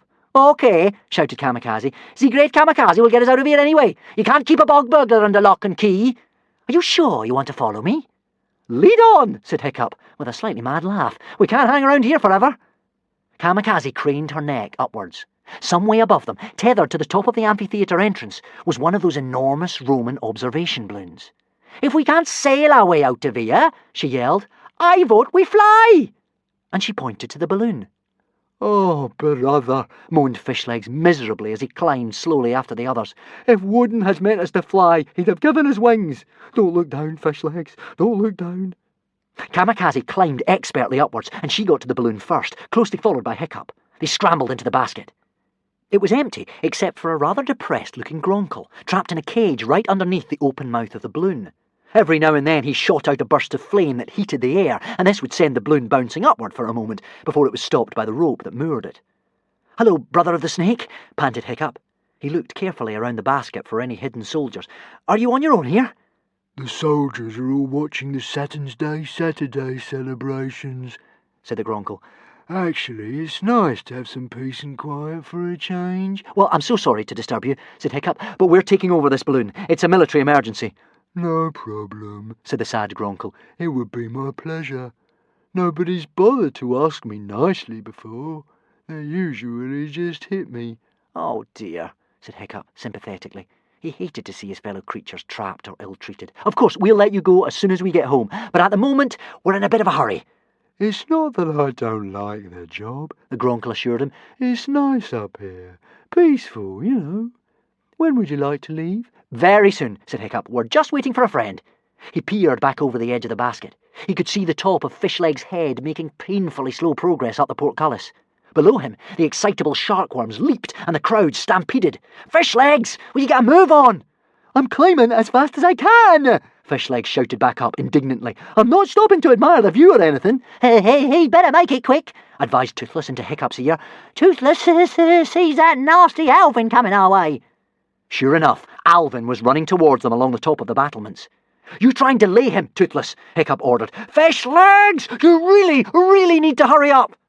Toothless held Alvin up by attacking his toga. I should have killed you while I had the chance, you wretched reptile, cursed Alvin, lashing out with his hook and trying to catch him while Fishlegs climbed the last couple of metres. Hiccup helped haul Fishlegs into the basket, and Kamikaze cut the rope. Go, go, go, yelled Kamikaze, and the Gronkle sent a bright breath of flame up into the balloon, and it rose off the battlements into the air. But just as it rose, a golden hook clunked into the bottom of the basket and held fast. The Gronkle gave another big puff, and the great balloon shot gracefully upwards, and the grim hook, together with Alvin the Treacherous, shot up too. Sorry, said Toothless, crash landing on Hiccup's helmet. I couldn't keep him back any longer.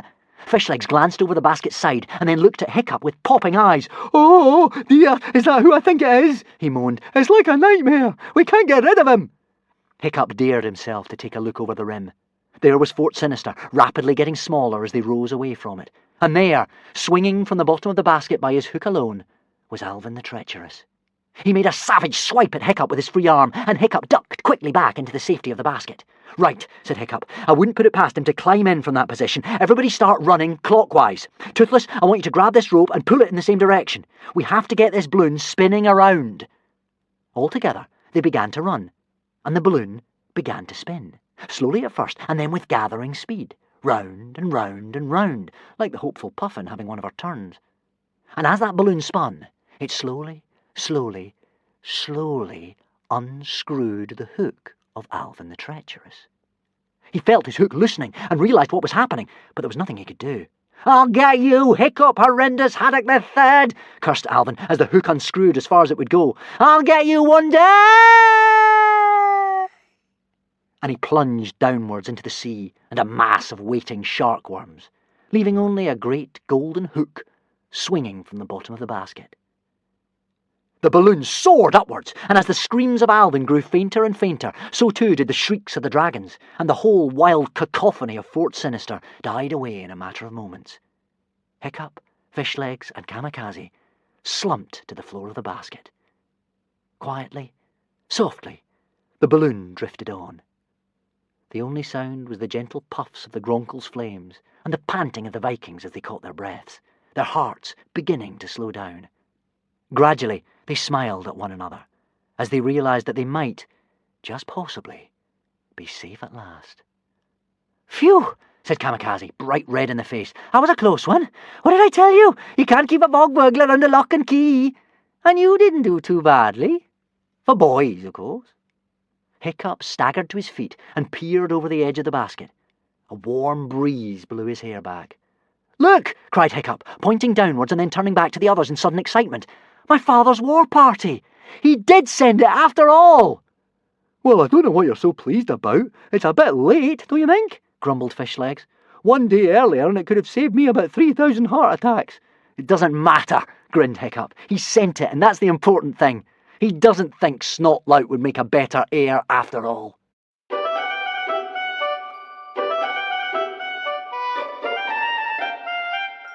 '22. The Return of the Heroic Heirs. On the deck of the Blue Whale, Stoic the Vast waited to receive a visit from Chief Big-Boobied Bertha Bog Burglar, who was about to come aboard.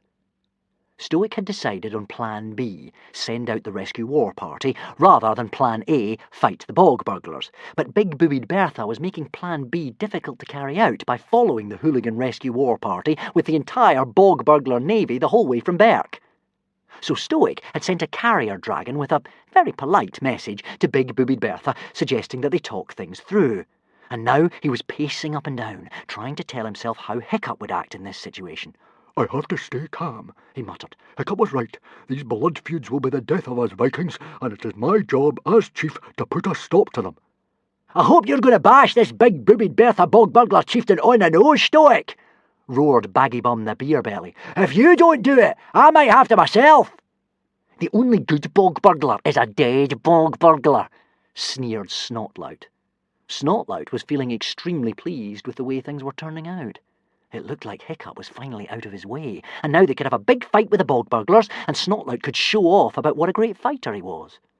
Stoic ignored both of them and went on with his pacing. I have to explain to big-boobied Bertha, calmly, that I think the Romans have stolen our heirs, and that is why I'm sending out this war party. I have to stay calm at all times. Big-boobied Bertha stomped on board, her beard bristling. Fists like sledgehammers, ears like cauliflowers. She had once stunned a stag with one blow of her mighty bosoms, and many a smaller animal had suffocated in their stern depths. She gave Baggy Bum the beer belly an arrogant shove out of the way and stood in front of Stoic with her hands on her hips. Stoic swallowed hard. He could feel his ears beginning to burn. Stay calm, Stoic, he warned himself. Oh, this is going to be hard. It was going to be impossible. I always knew you were a fat burglar and an heir stealer, roared big-boobied Bertha, but I never knew you would run away like a cowardly jellyfish. I was not running away, yelled Stoic. He nearly exploded with the effort of trying to control himself. Now, calm at all times, Stoic. Calm at all times, remember, he muttered before continuing. I have strong reasons to believe that our heirs have been stolen by the Romans. I am sending out this rescue war party. Strong reasons, my bottom, boomed big-boobied Bertha. You are running away because hooligans are the yellowest baby rabbits in the Inner Isles. This hooligan could take you with one hand behind his back and only using his little finger, screamed Stoic the Vast. And there was a strong chance that Plan B might have turned rapidly back into Plan A again if the two chiefs, who were nose to nose, yelling at one another, had not heard a noise that made them look suddenly upwards, where they saw, to their astonishment, an enormous Roman observation balloon descending very rapidly in their direction. The bog burglars and the hooligans had been so busy focusing on each other that they hadn't even noticed the balloon above them. But they certainly noticed it now, as it was partly deflated and screaming towards the deck of the Blue Whale at about 100 miles an hour. When they spotted the hooligan war party, it was Hiccup who suggested that they try and land the balloon on one of the ships. He got the sad Gronkle to stop blowing flames, so that the balloon could descend, and he got Toothless to take a rope in his mouth to steer the balloon in the right direction. Work, work, work, work, grumbled Toothless. Why can't somebody else do it? Because you're the only one with wings, Toothless, explained Hiccup patiently. Kamikaze half hung over the edge of the balloon as it descended, enjoying the wind blowing through her hair. You've got to hand it to those Romans. They are clever. This is the only way to travel. I wonder if we could build one of these things. Hey! Aren't they my mother's boats alongside the hooligan ships? Hiccup leaned over to check. So they are, he said in surprise. Maybe the grown-ups saw sense at last and decided to send a joint rescue party. I must say, I'm amazed. That's a real sign of progress for the Viking tribes. The descent would have continued in this controlled fashion if it hadn't been for the little booby trap that Alvin the Treacherous had slipped between the pages of How to Speak Dragonese when he returned it to Hiccup. The booby trap was a tiny little bright yellow dragon, about the size of Zygarastica, known as the venomous Vorpant. Viking dragons and their eggs. The venomous Vorpant. This bright yellow nano-dragon carries poison in both the glands in its neck and also its tail. The sting of a venomous Vorpant is absolutely always fatal. Close relative, the sand rattler. Statistics. Colours, bright yellow. Armed with, deadly venom, score 15. Poison, see above, score 15. Size, teeny weeny. Fear and fight factor, do not tread on this animal. Score 15. Total score, 45. This particular Vorpant had crawled out of Hiccup's pocket, had a long, slow look around the basket while everyone was relaxing, and then begun to climb up Fishleg's trouser leg. Fishlegs only noticed it when it began to walk across his hand, and then he let out a scream and flicked his hand so that the Vorpant sailed upwards, and the immensely pointy sting in his tail tore a great rip in the surface of the balloon. The descent then became a bit more rapid. Stoic the Vast and big-boobied Bertha jumped apart, and the basket of the balloon crashed onto the deck between them. The balloon itself became entangled in the sails of the blue whale. There was an astonished silence. And then, one by one, the sad Gronkle, Toothless, Kamikaze, Fishlegs and Hiccup came crawling out of the tipped-over basket. Great were the celebrations in the hooligan and bog burglar tribes when they realised their heirs had been returned to them unharmed. The battle songs being beaten out on the war drums turned to songs of triumph. The two great snaky lines of warships rang out with cheers, and the warriors fired their arrows into the air in their joy, which, incidentally, is not to be recommended. Someone could take their eye out doing that, but hooligans and bog burglars were not known for their common sense. Stoic hugged his son and said no words, but Hiccup knew what he meant. "Stoic!" big-boobied Bertha said at last, as she lifted her daughter onto her mighty shoulders in triumph. "By way of an apology, I would like to give you a little gift." Big-boobied Bertha clapped her hands, and one of her warriors brought forward a gigantic shield. "Waistline of Woden!" exclaimed Fishlegs, staring down at the shield. "You realise what this is, don't you? It's only the shield of Grimbeard the Ghastly." It was indeed Grimbeard the Ghastly's famous shield, taken in battle by the bog burglars many years before and held by the tribe as a trophy ever since. Perfectly round, in the centre, was a skull crowned by seaweed, around which waves and dragons chased each other in an endless circle. Snotlout's eyes gleamed. Snotlout was feeling extremely put out. Here was Hiccup turning up yet again, not dead, not drowned, and not eaten by sharkworms, and it didn't look like there was going to be a fight after all. But now he saw he could prove he was destined to be chief, not Hiccup. Snotlout picked up the shield of Grimbeard the Ghastly and held it victoriously over his head. It was a glorious moment. Snotlout looked magnificent, standing there nobly, all muscly and tattooed, with the last rays of the setting sun blazing over the horizon and sending flashes of silver off the shield and into the sky.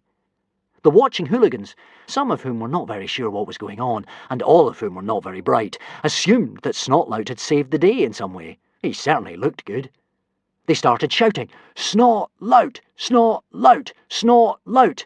and the bog burglars replied with cries of "Kamikaze! Kamikaze! Kamikaze!" "Oh, for Thor's sake," said Fishlegs, "I'm not having this happening all over again. This was nothing to do with you, Snotlout. You weren't even there, for Thor's sake. It was Hiccup who just saved all our lives, Hiccup who had the clever plan, and Hiccup is the heir to the hairy hooligans."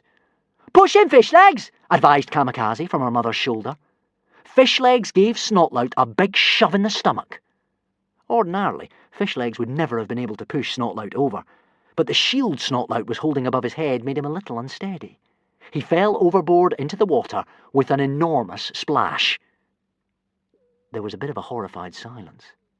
And then Chief Stoic the Vast threw back his great hairy head and shouted out, "Ah! Ah! Ah!" in a huge guffaw.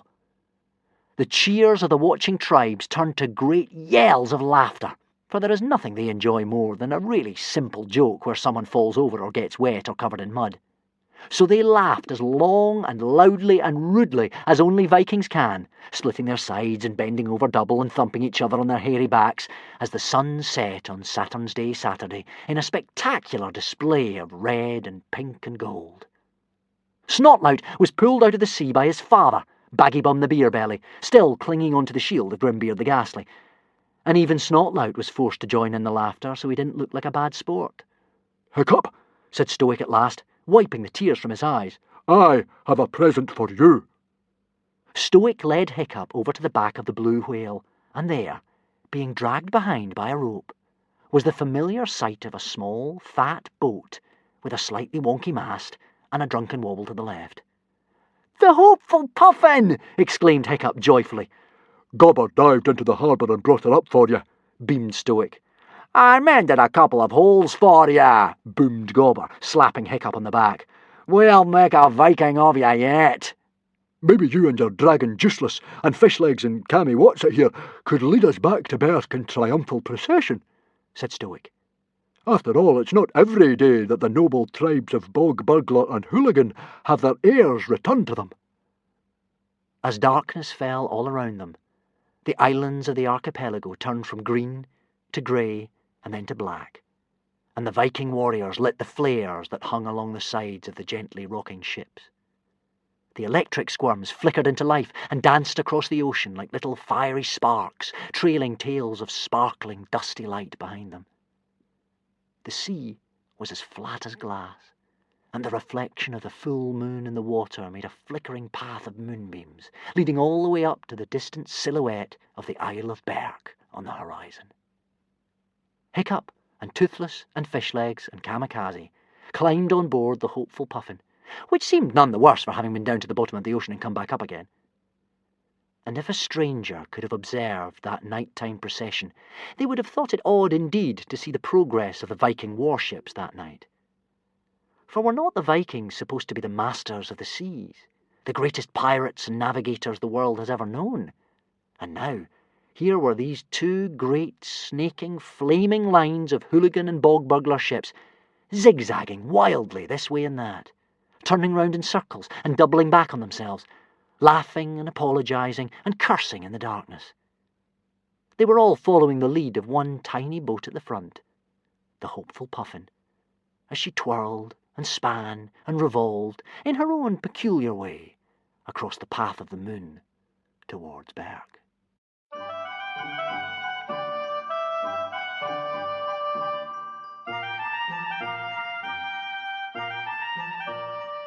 Epilogue by Hiccup Horrendous Haddock III, the last of the great Viking heroes.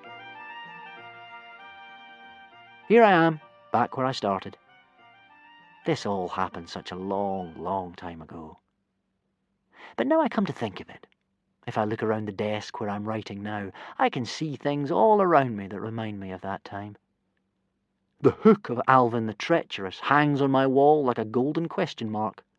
By the door rests the shield given to me by the fat consul. I have taken that shield into battle with me all my life, much to the amusement of my friends, for instead of being circular like Viking shields, it is square in the Roman fashion. But then, I have always been somewhat of a square peg in a round hole. Even the quill with which I'm writing now is made out of a Roman golden eagle's feather that I found in my cell at Fort Sinister. I look at these things and I remember. And what I remember most clearly is the moment when the balloon rose out of the jabber and hullabaloo of the prison of Fort Sinister and into the clear blue sky like a perfectly round bubble of happiness or a balloon of thought.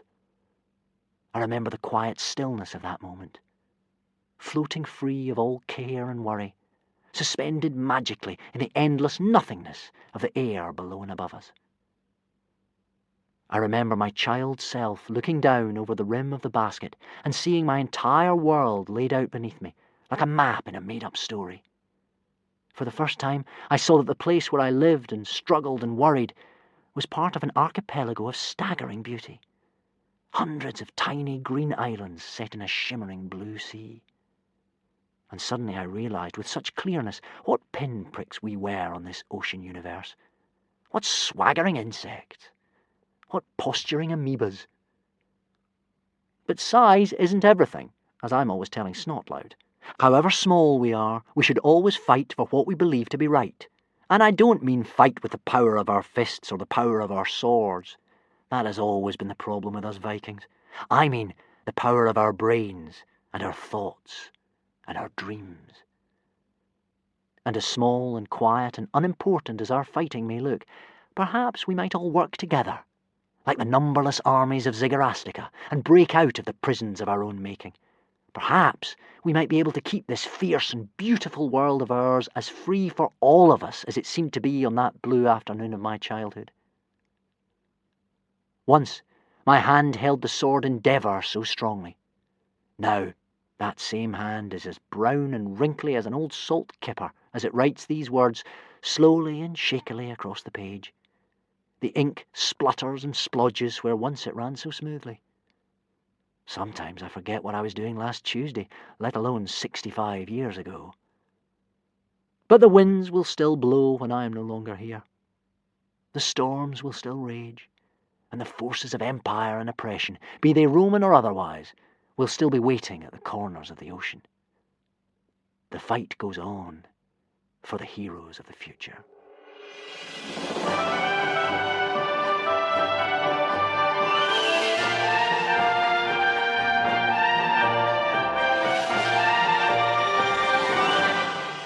The sting in the tail. Surely, that must be the end of Alvin the Treacherous, last seen dropping from a height into a heaving mass of sharkworms. And surely there must be a happy ending at last for all our Viking warriors, large and small. But as with many happy endings, there is a sting in the tail. In this case, unknown to everybody, in the confusion when the balloon fell out of the sky, one of our heroes was stung with a single drop of poison from the terrible tail of the venomous vorpant. And as everybody knows, the sting of the venomous vorpant is absolutely always fatal. Which of our heroes was unlucky enough to be stung? Look out for the next volume of Hiccup's memoirs. I don't like happy endings. They are too neat, too nice. I like a little spice in my stories. So this is not a happy ending. It is just toodaloo and see you soon, which is Dragonese for the story continues. More of Hiccup's memoirs. How to Train Your Dragon. Hiccup Horrendous Haddock III was a truly extraordinary Viking hero, known throughout the Viking kingdom as the Dragon Whisperer, on account of his power over these terrifying beasts. But it wasn't always like that. In fact, in the beginning, Hiccup was the most put-upon Viking you'd ever seen. Not loud enough to make himself heard at dinner with his father, Stoic the Vast. Not hard enough to beat his chief rival Snotlout at Bashyball. And certainly not able to control his lazy dragon Toothless. Listen to Hiccup Horrendous Haddock III's rise to fame and desperate dragon training exploits. How to be a pirate. Hiccup Horrendous Haddock III was a Viking hero, dashing, brave, and ever so clever.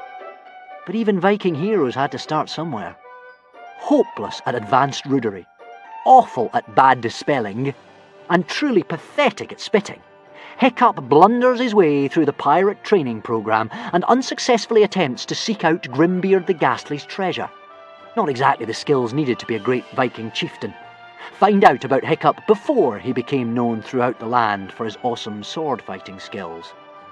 A must-read, The Hooligan Observer. Groundbreaking and inspiring. The Viking Times.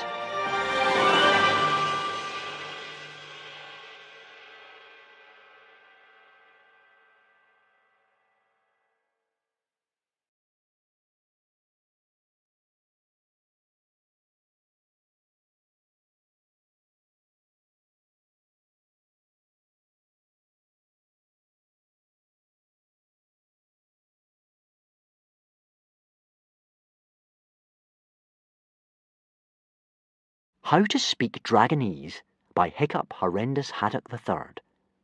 Dragon vocabulary. Pishu, please. Thanky, thank you. Munch munch, eat. Crapakack, poo. Dobbly wobbly, botty bum, bottom. No like it, I don't like it. Me like it, I do like it. Gobba, spit.